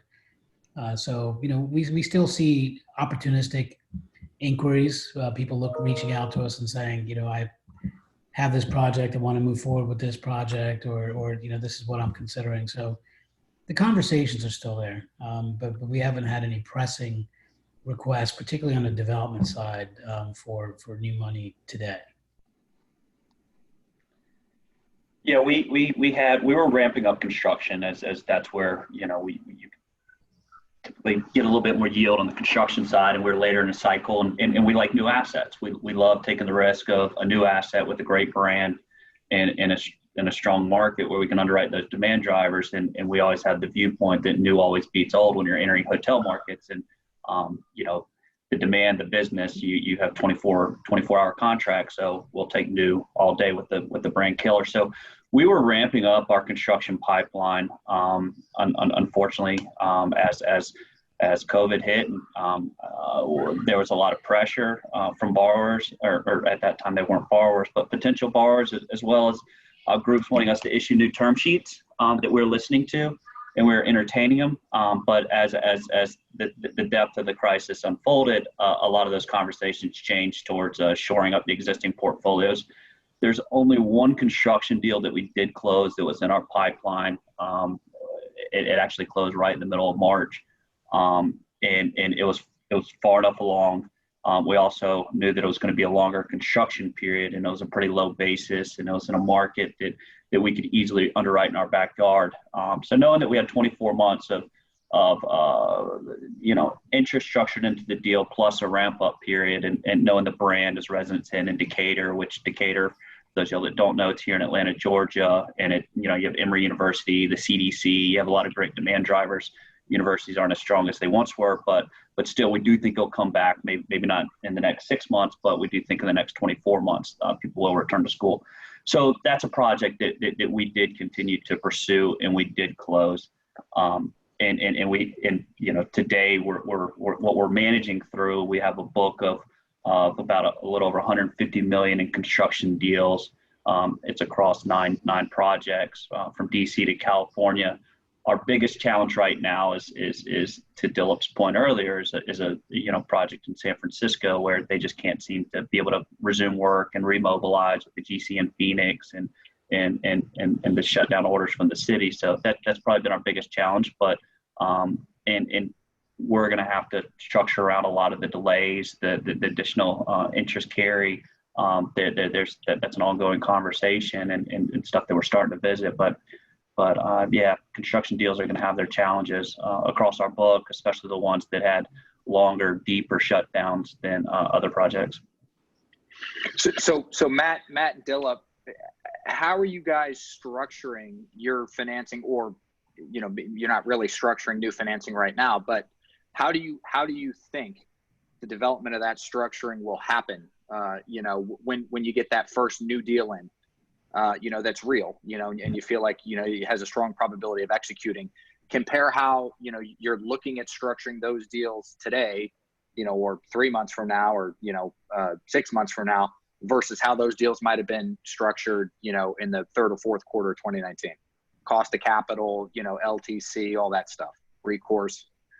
I think it's dramatically different. You know, I mean, it's where there was a lot of competitive pressure towards the end of 2019 in terms of you know rate compression on rate, even available leverage. You know that has all but evaporated. You know, in the second half of this year, and so you know we are.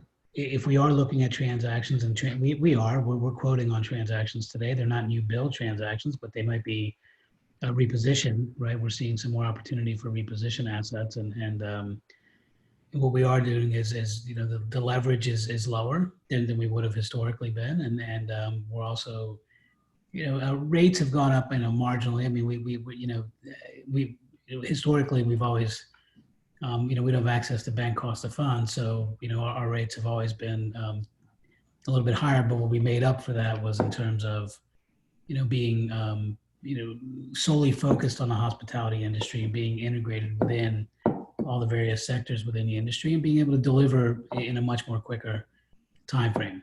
And that's kind of where we made up for it. So, you know, pricing has obviously widened a little bit, but it hasn't been, you know, dramatically, but leverage has. Where may have historically we would have maybe stretched to 75% of cost, or you know maybe even 80% of cost on an existing asset. You know now you know we're certainly you know probably 15, 20, 25%. You know basis points lower than that today. And so if people are approaching us and they have an acquisition of an asset, you know then we'll you know we'll tell them. I mean if you can delay a little bit, then delay a little bit until we all kind of see what the end of the tunnel looks like. But if you need to press forward, then this is kind of what it's going to look like.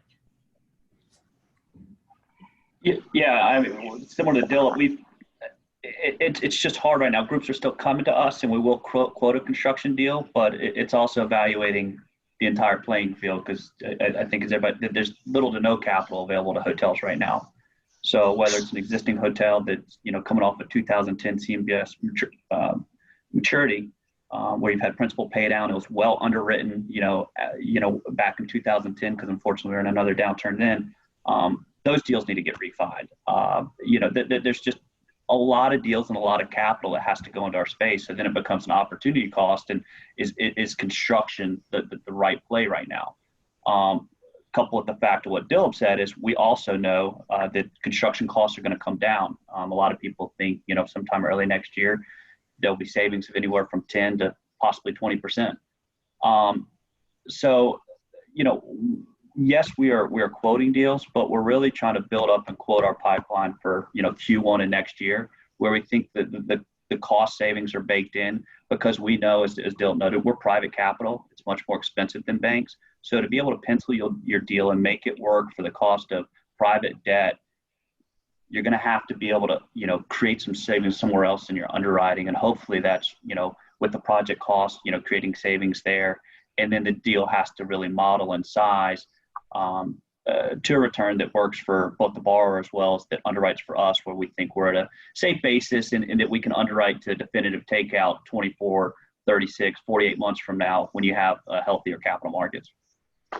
Yeah, so those are all fantastic points, and so I'm gonna take that and kind of kick it over to Arzu as a user of that capital and sort of ask, you know, kind of the interesting question that probably everybody has thought about is, you know, very simply, why would I even consider developing a new hotel right now when, at least in theory, there's going to be some level of distress in our industry, and I can just buy, you know, existing assets at, you know, what's going to ultimately probably end up being a pretty significant discount to replacement cost. So what are your thoughts on that, Arzu? And then similarly, maybe walk us through how you think the way that you've priced your equity risk has or is changing for these hotel assets. Sure. So for us, I mean, yeah, you're going to have some assets that come into play and some assets that you're going to be able to pick up for pennies on the dollar, but what is the integrity of that asset? What's the quality of that asset? Right now, we see limited and extended service are still okay. They're still fine. They're still getting that drivable market. They're still getting people taking the road trip across USA and groups coming in or sporting events coming in. So those assets are not going to be as likely to come on the table. The ones that are going to come on the table are going to be bigger boxes, the huge boxes or the older boxes that haven't been able to survive, or that are 300-400 rooms. And how are you going to fill a box like that to begin with? So the only reason I would say that for argument purposes that you would want to develop is, hey, I have an incredible location that's irreplaceable, and I have a brand that's irreplaceable that is extended stay and limited service. So it fits the dynamic of that area. And that's when you would go into construction. And again, back to Matt's point, that construction costs will come down. You may have that savings of 20 or 30% that I didn't have back in a couple of years ago that'll make that project even more attractive. So even projects that we have in the pipeline that we are going to go back to, we're going to be rewriting the underwriting because the construction costs that we had predicted probably in 18 or 19 is not going to be the same that we would probably face in, I want to say, early part of 2021 or Q2, Q3 2021. With that being said, it's not going to be a 50% discount, at least we don't feel, but it may be a 20, 25%, or maybe 30% discount.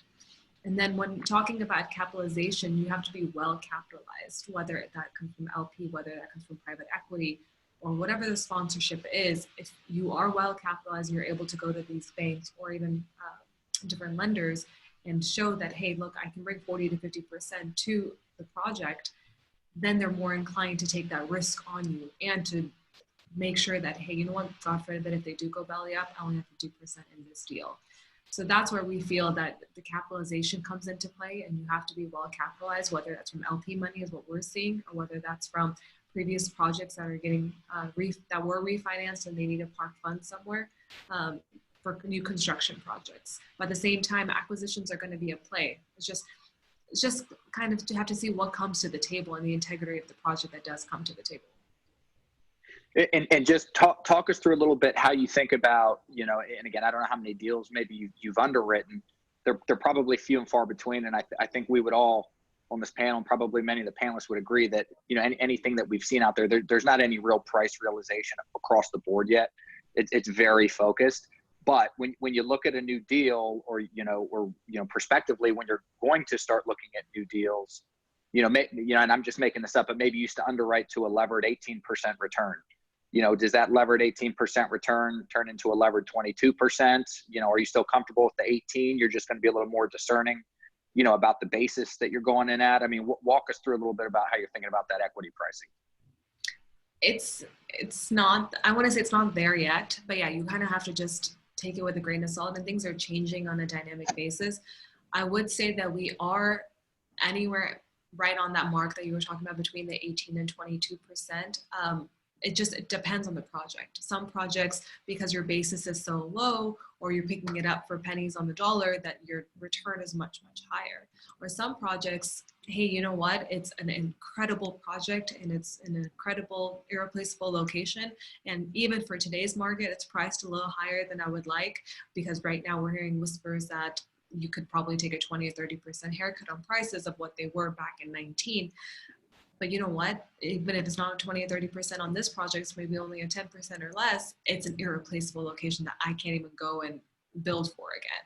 Then I would go ahead and take it. So it's really hard to give just a blanket statement. It would have to be a project by project basis, but we are confident that if you stay in that little niche of limited to extended stay service, then you're able to give projects that give that investor the return that they're looking for, because the rooms are controllable. There's not 400 room boxes that are hard to fill, or you're banking on international or flying customers coming in. You do have that drive market coming in, or the overspill of whatever the area is, whether it's a convention center or it's an area that has a lot of schools or something like that. I think to that point, this is where models become extremely interesting, when you can make these adjustments and manipulate your model to make different assumptions of, okay, if I take on this debt, I would not do a construction project assuming that I'm going to place debt on it 6 or 12 months from now. But we do look at some acquisitions that way, knowing, okay, we think this will be financeable at 55% at this cost. So without really having good debt assumptions, it's hard to come up with what's the right, levered IRR. You almost have to go into this market I wouldn't touch a deal unless if I was at a very safe, like 10% plus return on cost. And that's very few deals out there. Now, if you have the cost savings, then you might hit those numbers, and then you have to, and you start today with that assumption, knowing that you're going to whittle away at your debt, you're going to value engineer your project, and hopefully then when you arrive, Q1 of next year, you can finance that project at 55%, which will get you to an unlevered, or will get you to a levered 18 or 10 to 12 unlevered, and those numbers feel safe. They make sense. It might not be that 20 plus, but you don't have as much debt either. So from a risk adjusted perspective, I think it still does kind of pencil, and it would make sense for a group like us. Yeah, and then lenders, like Matt said, are more comfortable if you have that 50-55%, that they're like, you know what, our sponsorship and the person who's developing it, they're well capitalized. So they have as much risk on the table as much as we do. So they feel more comfortable going into it just on a debt perspective, on a percentage perspective as well. And Matt, correct me if I'm wrong. Yeah. Yeah, so let's talk about branding for a second. I know the panel before us, they did a great job kind of covering it more so from the operator's perspective, what the brands are doing, and what the shifts in actual kind of the development, design of hotels are looking like. But I think one of the old sort of adages, at least in my experience, has always been, in the select service space, if it's a Marriott, Hilton, generally, Hyatt branded hotel, you generally have access to the whole swath of capital kind of across the board. But now, I mean, is that, and it's all developing, it's all dynamic right now, but do you all envision that's going to turn into even more of a focus, i.e., not to pick on Courtyard, but just use Courtyard for a second. You went through a whole phase of redeveloping this fantastic food and beverage bistro. And, it's not just Courtyard. I mean, unfortunately, it's any hotel with a damn food and beverage component right now that's sort of taking its licks. But juxtapose that with like a Home 2 Suites, right? Super kind of clean finish out, very few soft goods, so when you think about sanitization, cleanliness, right, in this pandemic environment, do you guys see certain flags or brands maybe stepping ahead, or do you guys envision either investing in or providing debt financing on, kind of limiting the brand families that you're looking at, the flags, so to speak? I mean, I would say not necessarily. I mean, particularly if really what we're faced with is for the next, 18 months or so, a drive to, market, right? I mean, even on the former panel, they were talking about how, it's become road trip America, and that's where people are comfortable. And we're seeing that in the economy numbers and the extended stay numbers, because of there's that certain essential travel that still needs to continue, whether it's, delivery or whether it's, people having to go for projects or even families wanting to, get away, but only be in their car for whatever that limited drive distance is. So, I think that that kind of shows that, that even some of those other brands, that there's opportunities there. And again, it's just really just going to be focused on what are the deal economics look like? What's the deal structure look like? Right. And in terms of, what's the equity and what's the capitalization? What's their ability to support it? From an underwriting perspective, as Chip was mentioning on the past panel, the developer saying, if someone came in with a 10% occupancy, I would have thrown them out, right? Well, now I want that 10% assumption. And from an underwriting perspective, that's what we're all going to look at. COVID-19 has become the new baseline that we're all going to underwrite to and say, in the event that everything goes to, like it happened in 2020, what are we going to do, right? And what's the developer or the owner's ability to support that asset, not only that asset, but the other real estate assets or the other hospitality assets, within their portfolio. And then it's particularly focused on what are the types of assets that they have, going back to the roadside, the economy, the extended stay properties that they have. Yeah, I agree. I think it's much more micro for us. It's market to market, just, still evaluating deals the same way we've always evaluated them, and the belief that the markets, the travel, the hospitality industry will come back. And we do have that fundamental belief. Probably if we were to, more so than maybe the flag, what we'd look at, or, you know, to kind of to Dilp's point, the drive to market, it's like what's driving that sub-market, and that's probably going to drive our decision sooner to say maybe take on a development project. If you told me you had a ground up project on the beach in the Panhandle today, I'd probably be much more inclined to do that than going to, you know, Manhattan. Much more inclined. So that's really probably how we're going to look at it, is what's the market, what's the demand within that market, and, you know, how far out do we think that business is going to come back. You know, these coastal markets or any of these drive-to locations have really seemed to, you know, fare pretty well thus far. And so that's how we look at it.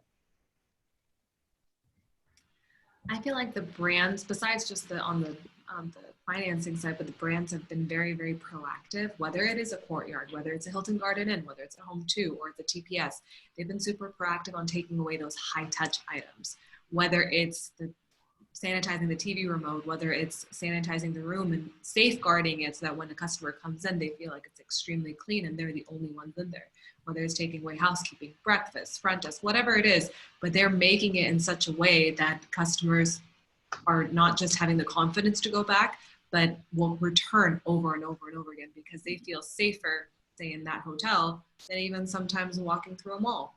So I feel like besides just on the debt side of which hotels we should finance this and that, but brands are trying to make it unanimous across the board that whether you go to a Courtyard, whether you go to a Home 2, wherever you go, you're safe and you're clean. And we're going to make it such that, hey, our F&B costs are going to go down because we're not going to provide it so much, but our bread and butter of here's a room that is safe and clean for you to stay will be there. So let's kind of fast forward 24 months real quick.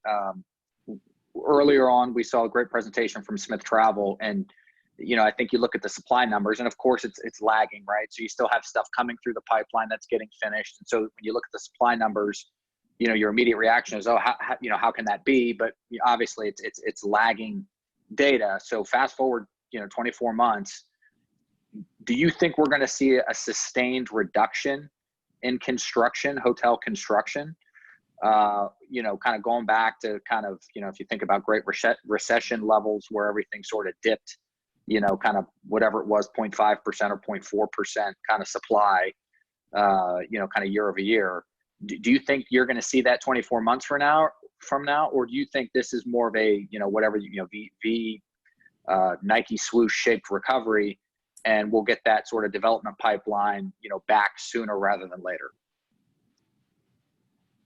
Yeah, I think I view it all as more just a duration issue.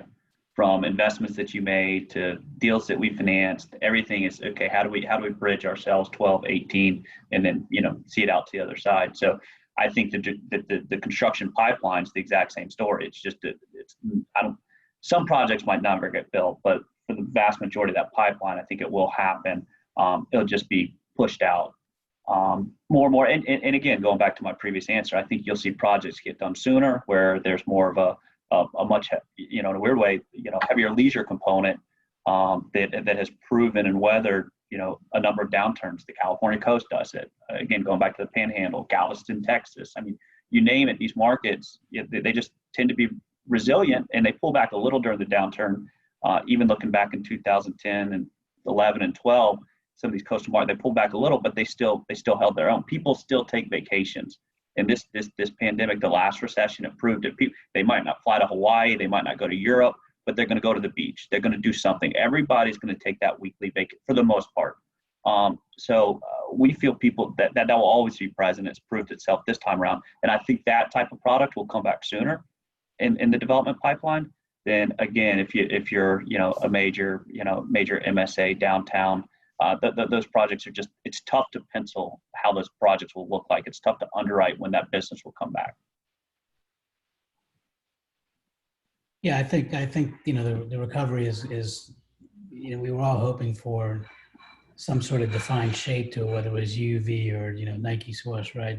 But I think, you know, what we've seen, you know, particularly in the last couple of weeks, of flattening at least of occupancy, it's going to be wavy based on, you know, where the new hotspots are and the increase in cases. And I think that as Matt said, that, everything else is going to follow suit in terms of what is that, because the future is uncertain, and really it's going to remain uncertain until we are all, at least those that want to be inoculated, and then we all feel like we're safe, with a vaccine or a treatment, to be able to resume, kind of normal life. And particularly for the types of hotel, for some of these downtown markets, urban markets, or even some of these, the larger courtyards or Hilton Garden Inns that rely on some bigger group business and other meetings to take place in order for their, to fill the hotels. That's going to be necessary, and that type of vaccine is going to be necessary for people to really feel comfortable for us to get back to the way things used to be, and for that recovery to follow. Agreed. I feel like people are getting cooped up. People are getting annoyed of being home, whether it is even just driving 2-3 hours, again, to go to Galveston to see the ocean or just to do something. They're going to leave because there's only so much that you can keep people locked in place. So I feel like the recovery is going to be there. It's going to be slow and steady for now until, again, the vaccine does come out, but it's going to happen soon, and sooner rather than later. And then the development, I guess that was going to happen quicker, is now going to be pushed out, whether it's going to be pushed out 6, 8, 10 months. It may be pushed out until financing is more comfortable, until brands are more comfortable, until everything kind of falls into place. But it's just a matter of time until it does come back. Yeah, so that's kind of an interesting kind of concept, right? This whole idea of pent-up demand. We started seeing it at the beginning of the pandemic, and I'm positive you all did too, and I'm sure you felt it, of course, and everybody on this virtual panel felt it. And hopefully everybody's gotten to do something besides just sit in their house and go on Zoom meetings all day. But the question is, and it's a little bit of a scary question, right? Because it's something that I think we've all thought about, is with the whole idea of kind of this second wave spiking cases, and then follow that up with, you're starting to potentially see more and more shutdowns. Who knows if this is all actually going to come to fruition? Obviously, there's not going to be a vaccine anytime soon. Hopefully, knock on wood, we get one, as early in 2021, that's safe, healthy, effective, all that stuff is possible.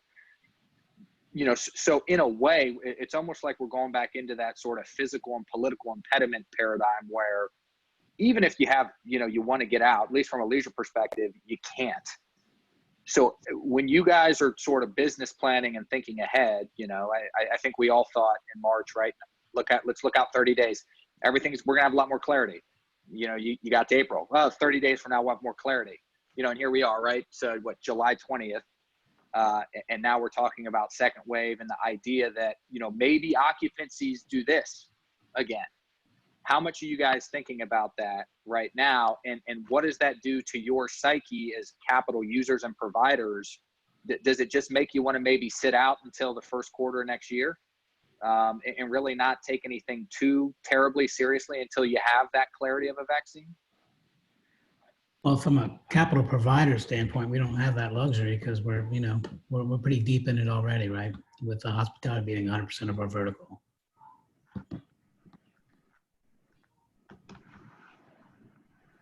Any other takers? We're not going to sit out. We just want to make sure, look, this thing is impossible to forecast in the near term. Just absolutely impossible, much less in the long term. It's a little easier. Are you optimistic? Do you think we're going to get a vaccine? That's probably the first question you have to ask. And if you believe in what you're hearing, then the answer is, our answer is yes, we think there's going to be a vaccine. You also have therapeutics that still haven't been approved that should hopefully make dealing with and the time spent in the hospital much more manageable. So once you split the combination between the therapeutics, the vaccines, and then human behavior, I mean, it's like we're kids dealing with this vaccine, right? You had actually, your parents like, don't touch the stove until you touch the stove. You're like, that's hot, it burned me. I mean, it was very real for people in New York, but if you talk to people outside of New York, COVID wasn't much of an issue until now, until the last really 3-4 weeks. So hopefully that changes human behavior again in the future, where we can learn from, everybody getting a little bit too comfortable thinking that we're past this virus. So it's a lot that a lot of assumptions, more assumptions than we've ever made when evaluating any investment But the one thing that we are going to do is assume that there's no real income, no real value through year end, and we're just going to capitalize through that. Really capitalizing until a year from today, trying to go 12 months. As a user, we're waiting on the sideline to see what comes on our plate, and let's survive with what we have and make sure we're okay. But hey, does something come on our plate that's worth buying, or is there something that comes on our plate that's we're going to get with a great low basis? How can we capitalize on that and strike the pan when it's hot? So that's how I say we are looking at it. Yes, we're going to try to we are surviving, and we are making sure we are well capitalized on what we have, and working with the banks and lenders and all that to make sure that our home base is taken care of. And then after the home base is taken care of, kind of looking out that, hey, deals may come, and where can we strike and make sure that we take advantage of that perspective that we have. So power of the brand now, right? Kind of amongst everything we just talked about, brands were always, it was particularly in the limited select. I mean, there's really no other way to go, right? In the limited select service space, it's a branded asset. But we went through this whole phase in this last recovery of migrating full service hotels more into a social community type of feel, and then this happens. So the question I have for you all, and it's more not necessarily focused on select service, but do you believe that the value of a select service hotel just inherently, or not a select service, a branded hotel, do you think the value of a branded hotel with its standards and everything that comes with it will outperform from going over the next 5 years, will outperform that of an independent or otherwise, more of a full service kind of communal type of concept? Or do you think people just have short memories? I mean, hospitality is about the experience, and I think Dewey was kind of talking about that, right? I mean, you still, there still has to be some hospitality in the business, but certainly I think that the difference between the independent and the branded is that the branded has the ability to communicate effectively to their guests what they need to in order to make them feel safe to come back, right? You're not going to know what the independents are doing. You're just not going to have the marketing reach in order to communicate. Well, these are our cleanliness standards. This is what we're doing to minimize touch points, or whatever the difference in the experience is. Whereas the branded properties certainly have the ability to do that. And from my conversations with all the brands over the past 2 months or so, I think what they are all seeing is an opportunity to grow their franchise base through conversions. And they all have good conversion brands in order to accommodate that. So I think that's key. But in terms of the upper upscale and the luxury segment that you're talking about, I think that, ultimately that will come back. That's going to take a longer time to come back, but it'll come back because, maybe we have short memories, or maybe like we all talked about, that there's a vaccine and people are safe to go back to resuming, the way they, were doing things before. Because, ultimately when you're spending that kind of money and you want that kind of service, you want that kind of high touch, and you certainly want, the experience. And that's what makes those unique, from that, the branding perspective. I feel like brands are more under a microscope, that they have to have protocols in place. They have to have SOPs in place, and they have to communicate that they have them in place. So customers do feel that comfort that, hey, you know what? They're Marriott or they're Hilton, and they have to have these protocols in place and procedures and all this stuff taken care of, that I feel safe going there. So again, it goes back to marketing, but it also goes back to they have to have those procedures in order to keep going forward, because they're a beast, they're a behemoth that they have to continue growing and they have to continue surviving. And this is the way they're going to survive. So customers do feel a little safer, that they know that, hey, I'm not going to go to Mr. Independent over here that I don't know if they have an SOP, but hey, Marriott is doing this for all their hotels all over the United States. So I feel a little bit more comfortable going there.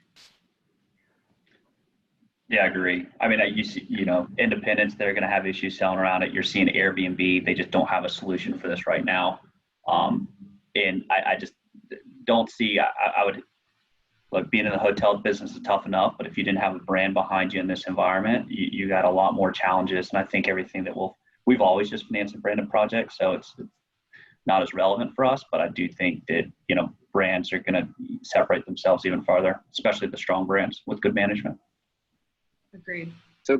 So we've got a couple minutes left, but I just, from each one of you, I just want to get, high level, if from each of you, what trend you think as a result of this pandemic will hold, and maybe I'll start to kind of kick it off. So the one thing I believe is going to hold is the concept of suburbanization again, right? Like kind of what happened in the 60s, 70s into the 80s.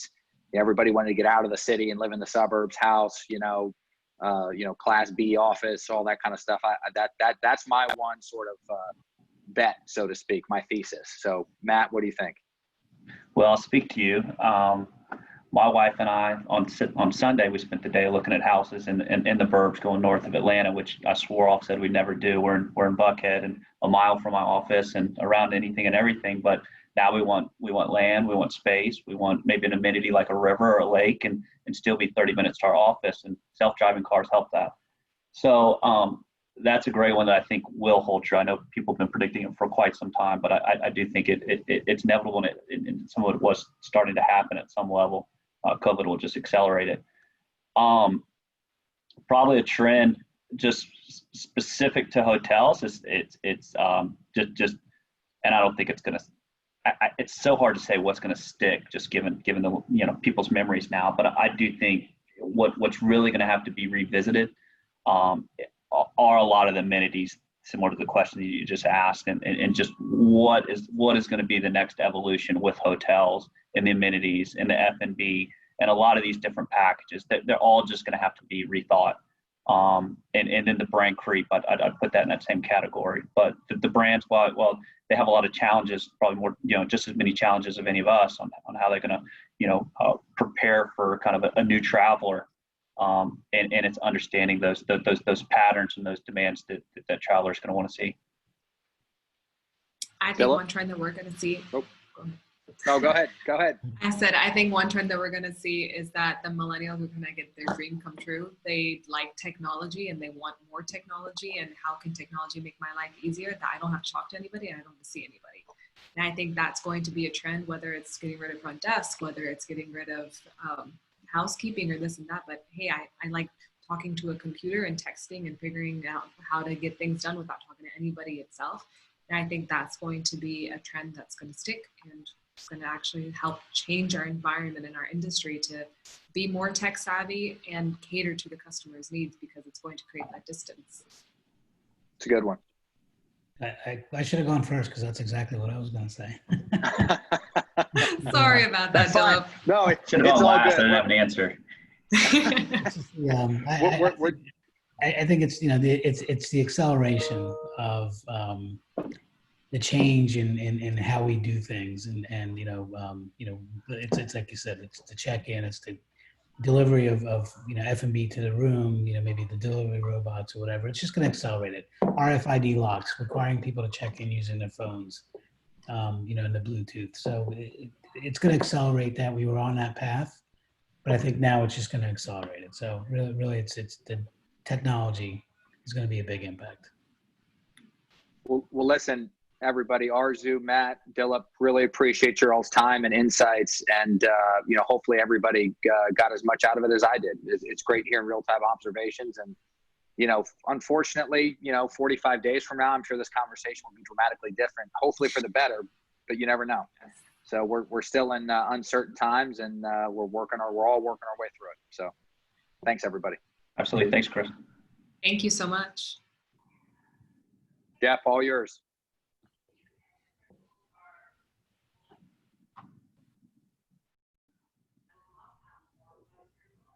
All right. I think I'm going to do this, see if that helps my connection here a little bit. feel like there's a lot of celestial things going on out there, and we're experiencing it with a little bit of a lag in internet today. So thank you, Chris. Thank you, Matt, Arzu, Dilip. Fantastic conversation and pulling together that capital for development in the world today with that very enlightening. So thank you all for your time and providing that insight. So next, let's give one more big thank you to our sponsors. They've been through a heck of a lot with us as we've decided to, when we were taking this virtual, and they've stuck with us, and we greatly appreciate all of them for being part of this ALIS Summer Update series. So we're going to roll right into the final panel of the afternoon then today. We've got a very good wide selection of people on this final panel, the views from the boardroom. Will be moderated by Chip Rogers, and we have from the AHLA, we have Sloan Dean from Remington, Raul Leal from Virgin, Rob Paleschi from G6, Mike Patel from Newcrest Image, and Seema Patel from Ridgemont Hospitality. So just checking, Chip. Let's see, are you there? You are, Chip. As I turn it over to you, I also want to thank the AHLA for everything that you're doing for the industry. There's a lot going on, and how you all have stayed on top of it. It's just been really impressive during such chaotic time. So as the next session of Congress closes up. So without further ado, Chip, I'll hand it over to you to take over the panel. Chip. All right, thanks, Jeff. You might notice I'm in a much different position than I was earlier because I've hardwired directly to my router to make sure I don't have any issues. But the lighting is terrible, so I figured you'd rather hear me than see me. So even though the lighting is bad, hopefully the audio will be okay. Look, I'm very pleased to bring this group and close out this ALIS session in Dallas today, and appreciate the opportunity of being with you. We've got a great lineup here, as you can see. A lot of these folks are dear friends of mine, so we will try to keep it as professional as we possibly can. I want to go around the horn because what's interesting is you look at this group, you have Seema and Raul and Rob and Sloan and my dear friend Mike. All of them have experienced what we've collectively known as the impact of coronavirus in probably a different way, both personally and a different way professionally. So I'm going to call on each of them, and we'll start ladies first with Seema, to tell us what the impact has been on her and her business and those that she works with since March. So let's kind of capture this all the way through since it first began impacting the US back in March all the way up until now. And I'd love to hear the personal story from each of you guys. And that's how we'll start, and then we'll dive into some more questions after that. So Seema, what has the virus impact been on you and your business? Thank you, Chip. Thank you, BHN, for having me on the panel. For us, just like any other hotels, since March, we were stricken hard initially, and then we kept 2 of our hotels open out of the 6. RevPAR down anywhere from 75 to 90%. The 4 of the hotels remained closed till about 3 weeks ago. 2 of the hotels we kept open, extended stay, select service we were pleasantly surprised by the numbers there. Also the airport hotel, there was limited flights taking off from the Oakland airport, so that property survived. The silver lining in California is that the state has a program for the front line workers, a voucher program, which has been very helpful for our assets. And also, I know some of the hotels did forged a partnership. I believe Rob, you, G6, and Governor Newsom. So that was helpful. We declined to participate in that program, but I know it's worked well for some of the hoteliers in our market. If we had this call 2 weeks ago, I would have been more optimistic. We were seeing some good numbers slowly coming up in occupancy, and then we were hit again with uptick in COVID-19. So we had another shutdown about two weeks ago, and it's been pulled back, whatever gain we were seeing in our numbers. So here we are in July, and just trying to stay afloat and try to just hustle business from wherever we can. Our business clients we are getting some inquiry for small meetings with distance sitting. So that's a good sign. But we are we're all in this together. Rob, she mentioned you. Obviously, running a brand is different than running an individual hotel or groups of hotels, but you're also an owner. So G6 owns and operates as franchisor. And as Seema mentioned, you've had this experience in California. Tell us a little bit about that and what G6 has experienced in general since March. Yeah, thanks everyone. Great to see everybody today. And I do hope with the conferences, we can get back to in-person meeting. I hope we can continue on with the business up top and the party downstairs, because I'm wearing shorts. So from ALIS and NYU going forward, I think shorts should be appropriate attire.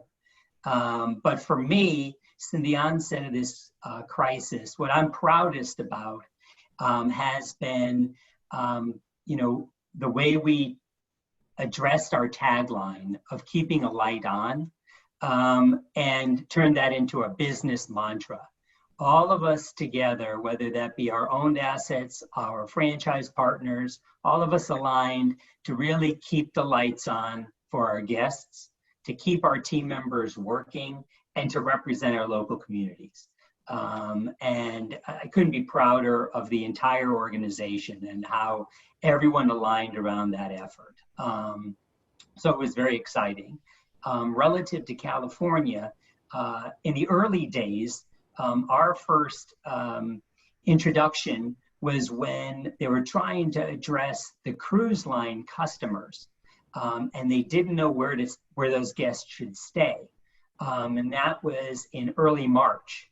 And at the time, everyone was full and we couldn't accommodate the guests. So it was kind of problematic. But then quickly, Lynn Morfeld with California, Hotel Lodging, and the state aligned on this program, Project Room Key, which, we knew we had to participate in because we had to represent, again, our communities. So it's worked out very well.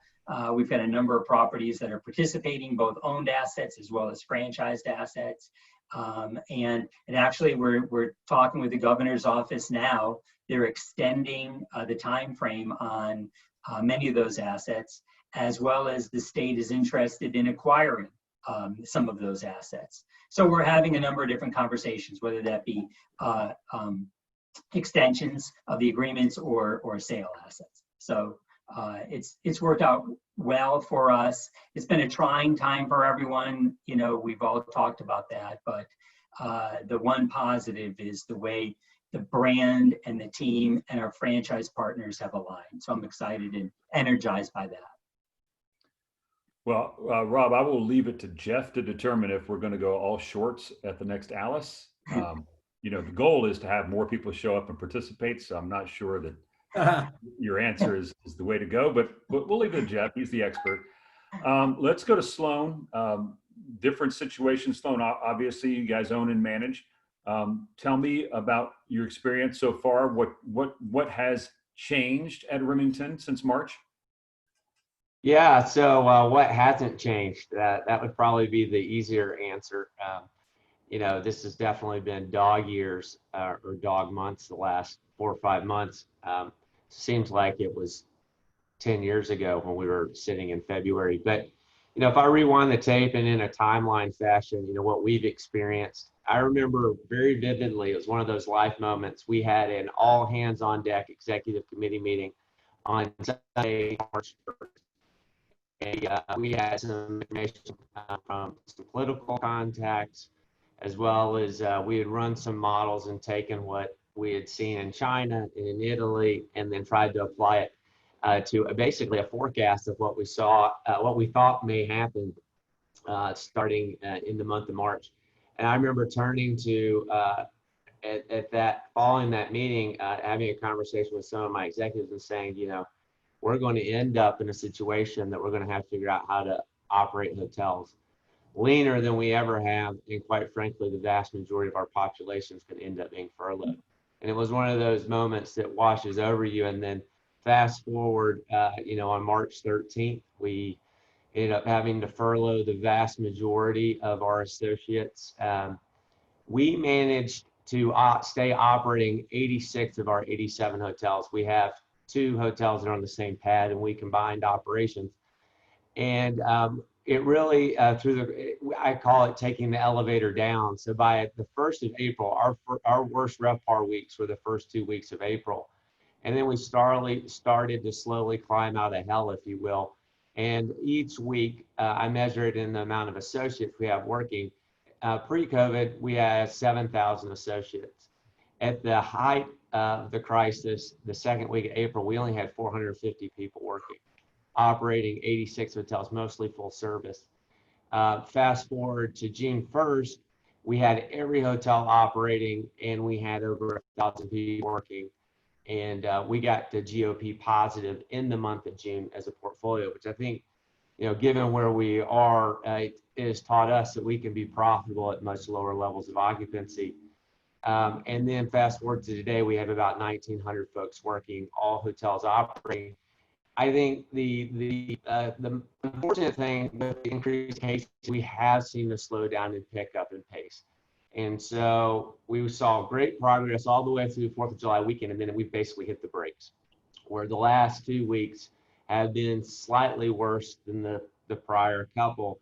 And I think that's what we have to, as an industry, expect. Mindset is everything in these circumstances. And if you have a false sense of expectation that we're going to get to the fall and school is going to go back normal, business travel is going to come back, then you're going to be set up for failure. And so I think we just have to continue to be resilient, figure out how to operate differently, and become profitable at lower occupancy levels. And, you know, we had the first case in Alaska at our hotels. We've had cases, we've had a death of an associate from this. And so it's touched us in just about every way imaginable. But I think, as was alluded to earlier, I think the resilience that the industry has shown, and also the leadership that's been shown, has been pretty heartwarming. And I think we'll continue to see that even well into, you know, having a vaccine and recovery. But I think the unfortunate thing, we could have probably had a stronger August, September that we just won't know because of the increasing cases. And, you know, we're all living through this together. But our experience is no different than a lot of people that I've talked to, that we've managed to keep every single hotel operating, because what we've found out through the fires in California and hurricanes that we've operated through, the hotels that stay open recover faster. And so that's been our intention the entire time. Raul, speaking of hotels opening, we were supposed to be with you in person today for this particular event. I know. At the Virgin Hotel, and I know you're open, and we wish we could be there, but tell us what your experience has been with that new hotel. And we had a great party planned for you guys, but it'll certainly wait till next year. But thanks again, and thanks Chip, and thanks everyone for being here today. Look, it's been a wild ride, right? We entered the year with lots of enthusiasm. We had at that point we were planning on opening another 6 hotels in the next 14 months, including the reopening of the Hard Rock in Vegas, which is, you know, currently being transitioned to a Virgin hotel. And you know, this took us by surprise like anyone else. So I think our attitude at the very beginning was, I think it was a little incredulous. We were saying, how long is this really going to linger? So the first thing we did was really make sure that we could take care of as many of our team as we could for the longest period of time. And we were, you know, really blessed by, you know, Virgin Group support, and also our investors at the individual hotels were just really terrific. I mean, they really, we carried our team as long as we possibly could. certainly the EC teams, the managers, and a bunch of others, and furloughed a bunch of employees. But we certainly carried people as long as we could, right up until the government started subsidizing some stuff. But I think from our perspective, we took the time and said, look, it's obvious we're going to have a lull period here for a little bit. It's longer than we think. So we took the time to take a look at some of the things that we're doing and maybe advance some projects specifically on the technology side to be able to come out of this a little bit better. And the general managers and the EC committees never stopped working during that period of time. They actually helped to put it together for us a lot of our COVID related initiatives throughout the brand and some of the new technology initiatives post-COVID. But look, what we're seeing is the following: as we've reopened the hotels. We never did close the Dallas hotel. I think that was a good thing. We closed the other hotels. We are so food and beverage heavy that for us, it made a lot of sense to close some of the other hotels right off the bat. But what we've seen in the last 30 to 45 days is certainly the leisure customer is very ready to come back. We hope that's going to linger beyond the summertime and not have it be a result of just people being, tired of being indoors. But we've seen significant volume on the food and beverage side, and certainly leisure business picking up from the Thursday to Sunday business. But I will tell you one thing as an operator: it's going to be hell to forecast from this point forward. Because I think the demand patterns and the trends that we were used to, and even as we used to take a look at sets like, we always tried to take a look at what's going on in the market with Airbnb if possible to try to measure that. But a bit of a non-factor now, but we're assuming that the world has changed pretty significantly forever. So look, we're a scrappy brand, so we're certainly gonna do more for less, more with less in the future. As Sloan was saying, without compromising the guest experience. But I think our focus during our time off was, once we got over the initial shock and we're able to take care of our people as best as we could, was trying to improve on our operations efficiency and also technology as we get ready to open now 6 or 7 hotels that have moved back a little bit. But we did successfully just open Nashville, and the reception that we got there was terrific. So we are seeing some pickup midweek, especially for the fall. Some groups, but on the smaller side. Well, one thing that's for sure is I think that the design community has changed forever, because we've become experts at moving around lots of well-designed furniture. So now, what I'm thinking for the future is, if you're a designer thinking about the future in the hotel business, I think everything that you're going to do has to have either wheels or be modular or be easy to move, because I think customers are even taking it upon themselves to move a lot of the furniture around as they feel comfortable or not comfortable with the scenario. So I think there'll be some fundamental shifts in the designs of hotels moving forward. Even if the pandemic goes away tomorrow, I think it's a cautionary tale for the future. And so we've taken this time at least to examine, how are we going to come out of this? But some promising things. But I do agree, until there is a cure, it's going to be very difficult to understand what the demand patterns of the future are, specifically for the business that makes most of our hotels go, including us, which is midweek business. Raul mentioned, I think interestingly, about the plans that Virgin had heading into this year, very aggressive. I mean, the industry has been on this 9 to 10 year incredible roll where everything that we touched seems to turn to gold. And then March came along and life changed. And I know at Newcrest, you guys have been aggressive, been expanding your business dramatically over the last 4 or 5 years. You and I have known each other for many years, and I've seen you do it and marveled at how successful you've been. How have you coped with changing everything since March, from that rapid growth to being able to maintain what you have and survive what this pandemic has done to us? First of all, thank you for having me on this panel, and thank you to BHN Group for hosting us today. I would love to be at the Virgin today, as everybody talked about, as we all seen the technology challenge. Once in a while, we lose the internet speed, and it's great to see all the people live when we are together. So it's been an interesting journey. I would say the past 125 days to be exact. We started around March 15, today's July 20th. So it puts us right at 125 days roughly. And, the beginning, when you hit the first day, it was pretty shocking. We kind of didn't know what to do. This is like when you are flying an airplane and trying to fix at the same time, and there is no answer, there is no book written, there is no SOP or anything, and you're like, what do I do? We had 1,400 team members March 15, and we had, within week, we had to let go most of them. We were left with around the first week, 250 or so. And we had all the hotel, and we were start making a decision to shut down the hotel. We have 32 hotel, and within week or 10 days, we closed 26 of them. And we started asking question, is this why we build hotel to close down? We never thought in life that we would ever have to close any of our hotel down. And at the same time, we had one hotel, Canopy in Frisco Station, that was about to open in March. And we kind of said, let's put a pause on it. So we put a pause on it. Finally, we did open June 5th, 90 days later. So it was really shocking decision after decision. But, you know, nevertheless, we started the journey in March, and we kind of took it one day at a time.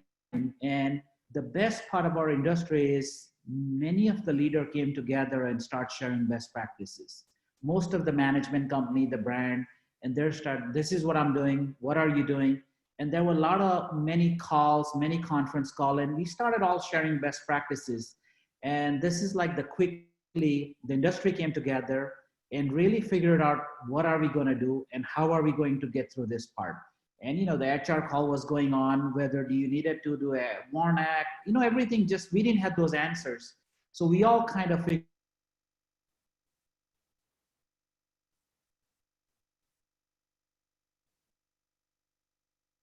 So did we lose Mike? No, I just came back, something happened. So, you know, I was able, you know, we were able to work through that process. And so, you know, it was interesting. And then we're like, okay, we're going to run out of this money. And then we started working on AHLA, see what other packages going to be. And then we started working on PPP. But same time was many questions people were asking, many of the team members, will I be able to come back? Will you be able to give me a job back? Because they all needed help. So Newcrest Image created a culture for care. We put, the owners put out $100,000 to help our team members. We had, you know, when we closed down 26 hotel, we had a lot of F&B. So we give it out to all our team members. We told them, hey, empty those kitchen, give out everything to our team member, because we needed to take care of our team members. So that's what we did out there. And then at the same time, we needed to start making calls with our lenders, said we're gonna need help for 90 days. So it was like one after other, you continue went down the list that we didn't even have a list what to look after. We had to notify insurance company, we're gonna shut down this hotel. What do we need to do? So it was a lot of scenarios we had to get down to. And when we shut down the hotel, the question came up, how are we going to make sure that we don't have any theft or anything? So security protocol. So we just had many of the things that went on to figure out how are we going to weather the storm. Fast forward, July, we have 6 hotels under construction that we're planning on opening anywhere December and January. And, you know, many people talked about, did you thought about stopping the construction? Would you have done anything different? And we're like, you know, once you start construction, you don't look back. Just keep moving on it. And once you have open hotel, you can figure out how you're going to fill those room on it. So that's what we did.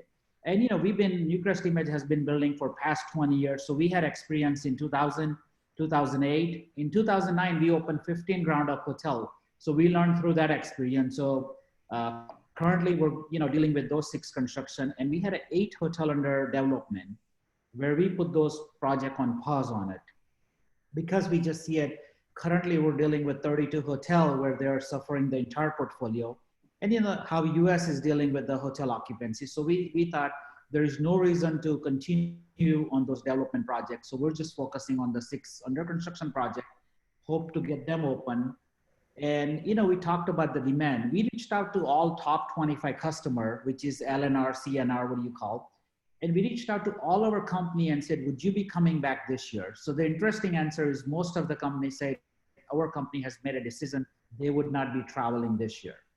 So we said, okay, what other source or what kind of demand we could create in today's scenario, right? Today is about there is no demand. So how can you create a demand where you can bring a guest to your hotel? So, you know, we looked at it, you know, transient would be a demand factor, Thursday to Sunday, no different than what Virgin is doing.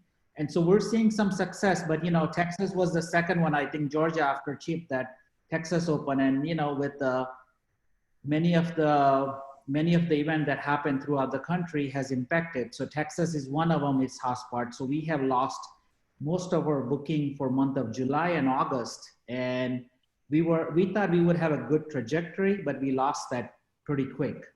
So we're down to 20% of our entire portfolio, and we had to scale back our labor. We brought more labor into just to make sure that we're going to gear up towards the summer business, and we had to shut down again on it. So it's like every day, it's new different day. When you come to office and you're like, are you going to make a different decision, or do you need to make a left turn or right turn? That's how we're operating today's market condition. So it's interesting. I mean, we all are experiencing the roller coaster effect of things were terrible, and then they seem to be getting better, and now they're kind of trending the other way. And like you said, Mehul, we don't know what's around the next turn, but I find it interesting that you had 6 hotels that were under construction and you continued with that, but that you put your other developments on pause. And I'd like to hear from everybody else. What does pause mean in this new environment? So we'll start with you, Mehul, and go backwards.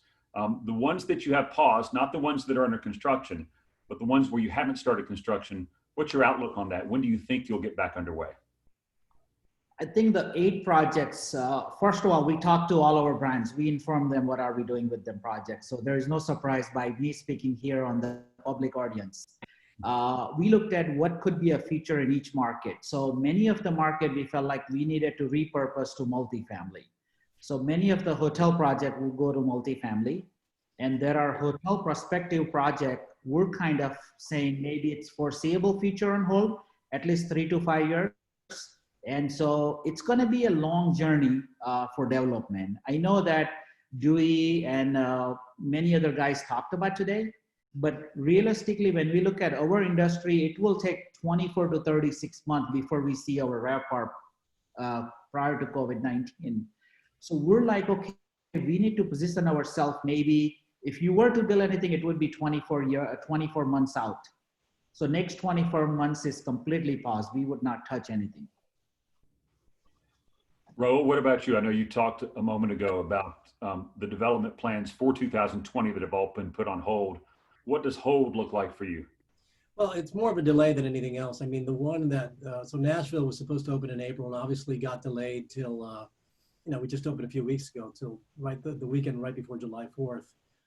We were pretty lucky with the other projects, except for New York. So Las Vegas had closed. We closed the building in January and begun construction, never really stopped. And it's still on pace to open sometime near the end of the year or maybe the first quarter, but construction has never really stopped out there. The same with our New Orleans project, which opens up next May, and our Edinburgh project in Scotland. New York's been delayed a little bit because of everything that happened in the city, and then construction got delayed, but that was supposed to open in December, and it's now looking like March or April. I'm sure it'll open the exact same day as Vegas, just to put a lot of strain on the operation. So it's going to be great. It's going to be fantastic. But I think that those are still continuing to go ahead and will open. But what was delayed, we had a project in Miami on the Brickell Avenue side that was supposed to actually break ground in June.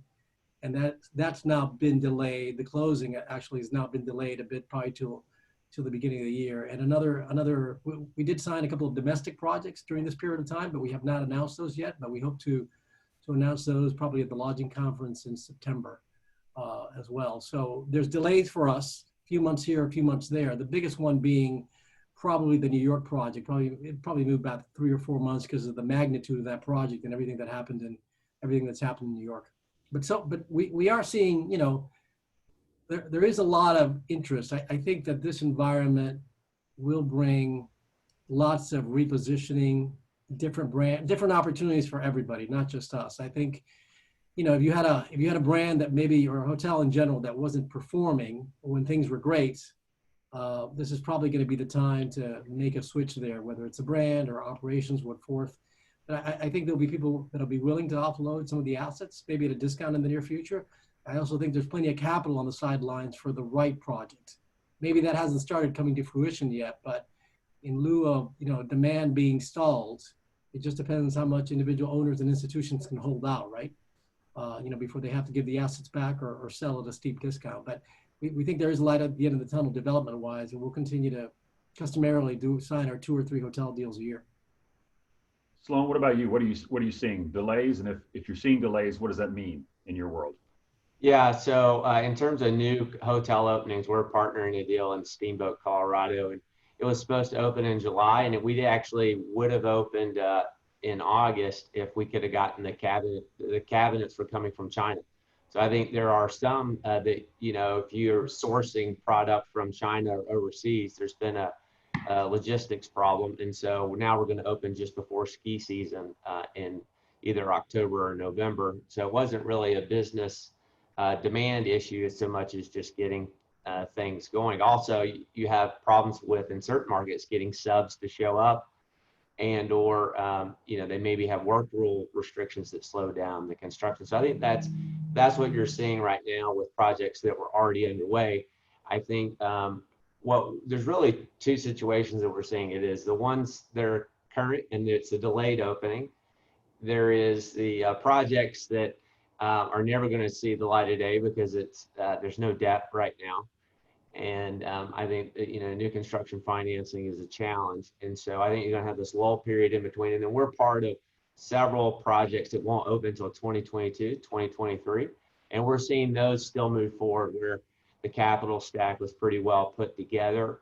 And so we're optimistic those will come to fruition. And the anticipation is, they're very complex. Several of them are part of, retail centers, et cetera. And so we think a lot of that will come to light at the expectation that demand is full, pretty recovered by 2022. But I think for sure, new construction next year, you're going to see a big lull with a lack of new projects starting, lack of financing, and then we're going to have to be pretty well into an occupancy recovery before a lot of lenders want to get back into hotel construction. And we've only seen, there's only been one or two projects we were a part of where they've been abandoned or flipped to multifamily.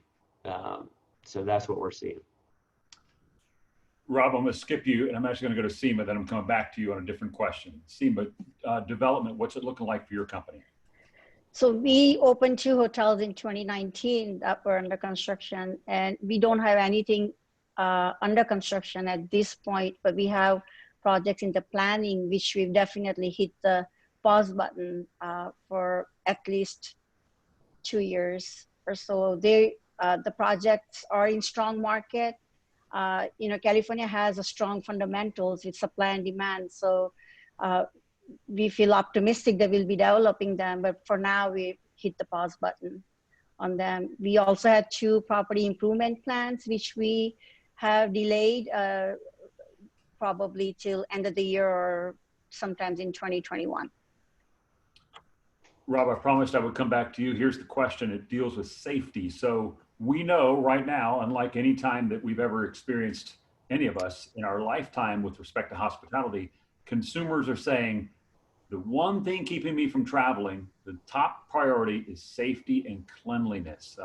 It's always been important, but we've never seen it like this before. I think the most recent polling data we had showed that it was the #1 item for 87% of respondents who say they travel. G6, what are you doing? And I know there's been a lot of talk lately about how the actual guests are responding to these safety and cleaning measures. Tell us a little bit about that. Yeah, that's a great question. Although I was prepared for the other question, but I'll give this one a shot. No, from the onset of the crisis, we recognize the need to ramp up cleanliness. And we also recognize the consistent challenge the industry has vis-a-vis condition versus cleanliness. Consumers don't differentiate. So you can't just clean, you've got to do the basic R&M as well. And you've got to keep investing in that. So I think with the backdrop of, Safe Stay, thanks to the AHLA really pushing everybody together, I think we were able to create and craft a program that works specifically for G6, that ensures that guests were confident with social distancing, we're confident with our PPE, as well as confident with our enhanced cleaning protocols. From the early days of the crisis, as I said, our goal was to stay open, but we knew we couldn't do it in the normal way of doing business. So we put occupancy caps at our own locations, and we encouraged our franchise partners in the major markets to do the same. So we capped occupancy at 50%. And this enabled us to really ensure that social distancing and then that the cleaning protocol was in place and was enforced. But you're right. I mean, the customers are demanding it. I think the one thing that we learned, and in speaking with everyone on this panel and the other brands out there, we always used to like to clean at night, right? You cleaned your lobby at night. You did all the public area cleaning, so guests would wake up and everything would be spick and span. Now it's good to do it during the day. Customers appreciate it. They recognize it. They like to see the teams out there cleaning and with a regular cadence. What drives me crazy, candidly, if I could use that, is seeing some of the governments take advantage of this, and whatever the reasons why, whether that's the government or whether that's a organized effort by unions. We know how to take care of our guests. We've been doing it for hundreds of years. Our teams are committed to hospitality, to service of others. They have a passion for this business. Everyone in this panel has a passion for this business. So we know we're only going to be as good as that last customer experience. So we're not willing to risk that.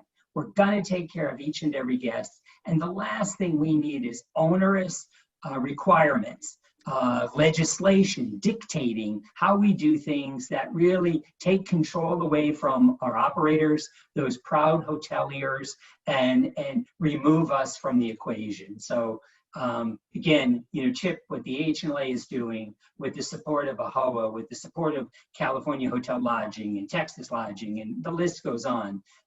It's a worthy battle, and we appreciate everything that you're doing. So thank you. Rob, 30 seconds on G6 development. What's happening? Great pipeline, 156 franchise deals in the pipeline, 60 of which are new construction. I mean, people hear Motel 6 and new construction, they shake their heads. We've opened up 2 new construction projects, Katy, Texas, North Platte, Nebraska, in just the last month. And so we continue to grow. The pipeline continues to grow, and I think that's a testimony to our franchise partners and their commitment to the brand. So I thank all of them. Raul, I'm going to jump to you. Virgin Hotels is an experience. That's what you sell, and you do it exceptionally well. And it means that when people come to Virgin Hotels, they have this expectation of engaging with other people, not necessarily just being in their room, but there's a lot of fun activities that go around staying at a Virgin Hotel. How have you been able to deal with that at a time when you have customers that all kind of want that, but they have different expectations of the behaviors of other customers? So how have you guys dealt with that? Well, I mean, people behaving badly is all I have to say, but it's been interesting, to say the least. Before I jump into that, I just want to say something to what Rob said. About us, just being in the hotel industry and knowing what we're doing. I mean, I don't think I've ever been prouder of the people that we have and the teams that we have at the hotels. We have part of our internal belief statements is we love what we do and we believe what we do is important. And I say to our teams, it's never been more important than now, but to see everybody coming back with a smile and their angst for service and their teammates supporting them has been really, really heartwarming. And my hat's off to our teams in the industry. They do work hard and do so much for so many that, whatever we can do to recognize them during this period, I'm just saying it's heartwarming. So thank you, Rob, for that. I mean, look, we're a food and beverage heavy operation, and we are, of course, dealing with significant restrictions everywhere, mostly at 50% capacity. But it's been difficult. It's been difficult with the public because, our first responsibility is to protect our teammates. And, the first weekend when we opened the pool deck in Dallas, in our own, we were very naive about the amount of people that were going to show up and how we were going to control them. But look, we found that we have to enforce the proper protocols. And I think they're calling us, the mask police at this point. Because we're certainly providing masks for everybody walking inside the hotel. We're taking temperature checks for everybody walking in the hotel. We're providing sanitizer to everybody walking inside the hotel. There's a Virgin COVID kit inside the rooms now where customers can use them. But I think we've we've now gotten it under control a bit, where it seems that people are starting to realize that, you know, this country will not get out of this until people start being more responsible. But I can't tell you that it's been easy. It's been very difficult. And that's why my hat's off, you know, to our teammates. We've also had to add, you know, additional security. And, you know, frankly, there's sometimes when there's people that have been escorted off the property for not behaving properly, but still lots of volume. You know, people do want to get out. I'd mentioned technology before. So what we did during the period of time to help this is, you know, we did advance our plans for our app in terms of the mobile piece of it to be able to check in seamlessly as well. But we also enhanced other pieces of it. So, you know, for example, you can actually order room service anywhere inside the hotel. They'll bring it to you and drop it out for you. Social distancing, of course, but in case you don't want to be in your room, because our hotels have ample public area. So we're taking a look at everything that we can to make contactless experience, including delivering in your room without ever seeing the teammate or whatever, letting the consumer know that we're doing that. So from that perspective, hopefully we're succeeding, but it is difficult dealing with the public that wants to get out, wants to enjoy their time, and we're happy to have them, but you know, we do have to enforce the protocols for sure and take care of the team. We got about, what is it, the clock says 14 minutes left. So I'm going to do a little more rapid fire here. I want to introduce a new topic, and this one's going to go to Mehul, Sloan, and to Seema. Pre-COVID, there was probably an occupancy level you knew you needed, a RevPAR level you needed to break even. Obviously, now that we're in the midst of the coronavirus and not sure when it ends, how has that changed for you? Have you been able to operationally move your team to a place with less occupancy, less revenue, and at least some sight on becoming break even again? Mehul, I'll start with you. Yes, our team's been working really hard to figure out strategy. How can we survive with what the new norm is, right? So every hotel is going to be different on performance, anywhere from 20 to 40% occupancy. ADRs probably we lost 30 to 40%, 50% at some hotel, depending on market. So now it's like, how do you provide the service? How do you take care of the guest safety, but still able to maintain and stay afloat on it? So, you know, if you look at GOP, at best 35% occupancy, you could get to a GOP where you can take care of your, you know, expenses and still be okay. And so that's where our company's focus on it, making sure fine tune that part, but not compromising the guest safety or any of the cleanly protocols. By the way, just on different note, congratulations to you and AHLA. Today, Ernie so-and-so announced that Marriott's going to adapt face mask for the entire Marriott brand effective July 27th. So I think that's a great, another initiative, part of a stay safe. And I think it's going to keep people safe, and it's going to invite more guests to all our hotels. The more we do it, I think it's going to help us, and it will help with the expenses side on it. The more guests come to our property, it's going to really help us with the GOP side of it. Seema, sorry, I got to get off mute real quick. Okay. What are you doing? What are you doing differently? What does break even look like to you now compared to what it used to look like, and how do you get there?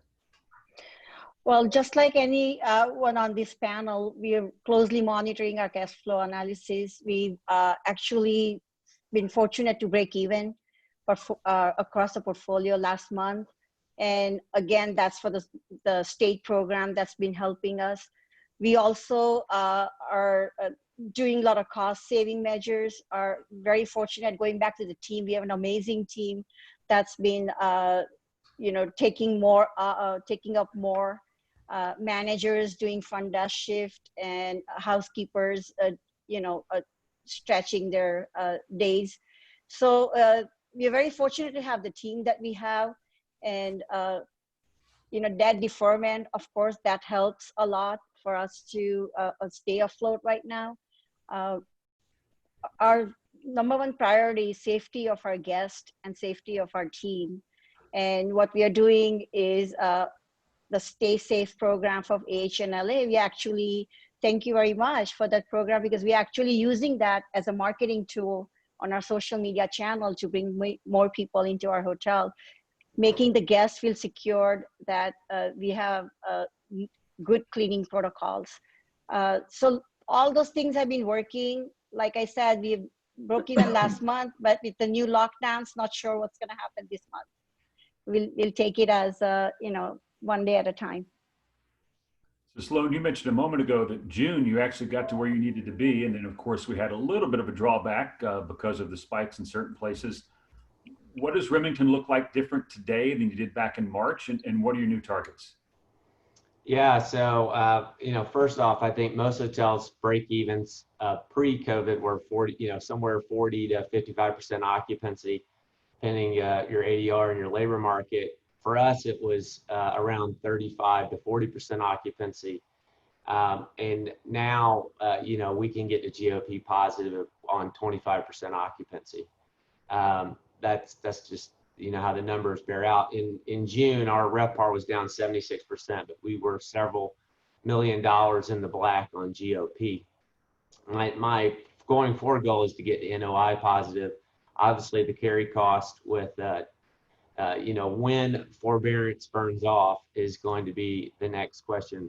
What we look like, you know, we're just doing a lot more with a lot less. And I think it's how far can you cut before you start causing a lot of other ramifications.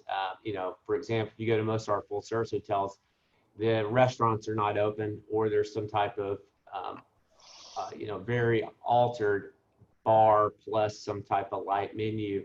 And so I think the approach we've taken is, you know, first and foremost, we got to protect cash for our owners, and we have skinny down the operations. We do not do housekeeping for stayovers. I think that's something you'll see stay at a lot of hotels going forward. And there'll be I'm sure there'll be brands that'll be the Southwest and say, hey, we're not charging for housekeeping, and I'll keep it as a staple. But I do think there will be lots of hotels where stayover housekeeping is a thing of the past. We're using mobile technology more that was referenced before by Raul and some others. And so I think we're figuring out how can we automate and, you know, be profitable at lower occupancy levels. Even if we get a vaccine in November, if Moderna's trial that ends October 27th, you're really probably talking summer of next year before things feel, because that's where you get enough herd immunity, enough distribution. And so for business travel, you know, Facebook's already come out and said they're not having meetings of 50 or more through June of next year. I think we all have to learn to be more profitable at lower occupancy levels, but our operations are much skinnier than they were. There's no in-room amenity. There's very limited in-room amenities. And so I think it's a balance that we don't want to lose what's great about the hospitality business and become a commodity or just a college dorm room to go stay in. But right now we've got to strike that balance and find a way to profitable at lower occupancy. You're on mute, Chip. Got to unmute. Time for one more. I'm going to go around the horn to make sure I get everybody here. So when this all started, you guys will remember this path with me. Go back to March, and there was a big topic of discussion, and people were saying, hey, what if we just shut down the whole country for 2 weeks? That would solve it and we can get back to business, if you remember that discussion. And then it was, why don't we plan to reopen at Easter and we'll be past it by then.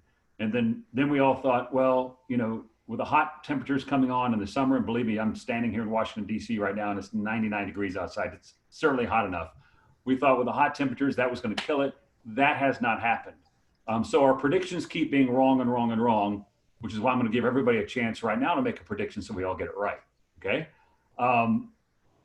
The experts say 2023 is when we'll be back to 2019 levels in our industry. I don't know if that's true or not. I think that's another guess, an educated guess, but a guess. But I want to hear from you, what will the industry not look like in 2023? What will it look like in 2022? So not next year, but the following year. How will this industry look and feel different than what we expected and experienced in 2019? And I'm going to start with Mehul. What will we look like as an industry in 2022? I think in 2022, we'll probably be past 50% occupancy stable. Corporate will be back, convention center would be back out there. And I would say March 2021, we would see a consumer confidence stronger that would put us a much stronger 2022, in my opinion. Raul, 2022, what does that look like for you at Virgin and for our industry in general?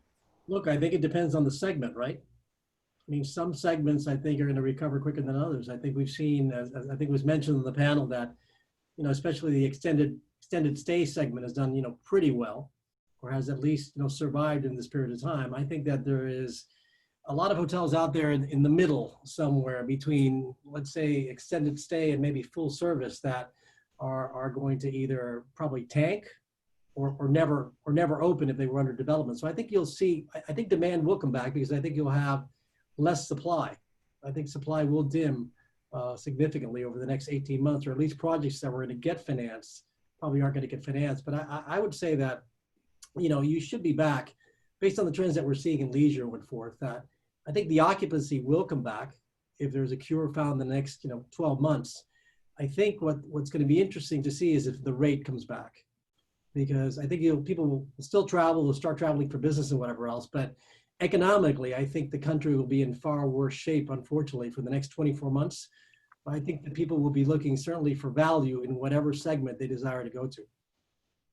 Seema, what about you? What will your business look like? What will the industry look like in 2022? That's 18 months from now.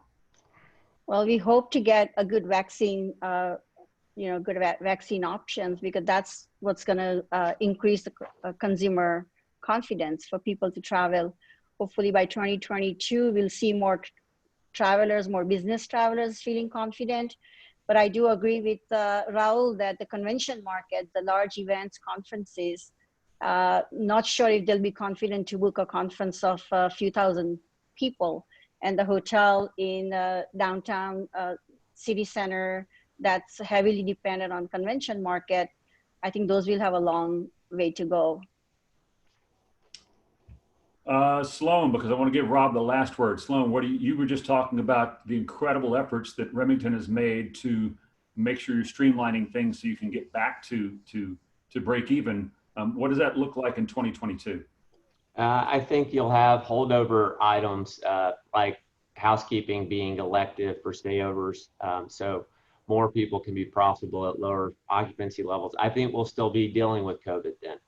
I think that's what people have been wrong about every step of the way. If you look at all pandemics in the past, they've been multi-year, they've been extended. Even with the vaccine, we will still have COVID in 2022. You know, and it probably turns into something that we get vaccinated on an annual basis like influenza. I think it'll be more domestic leisure. There will be less foreign inbound.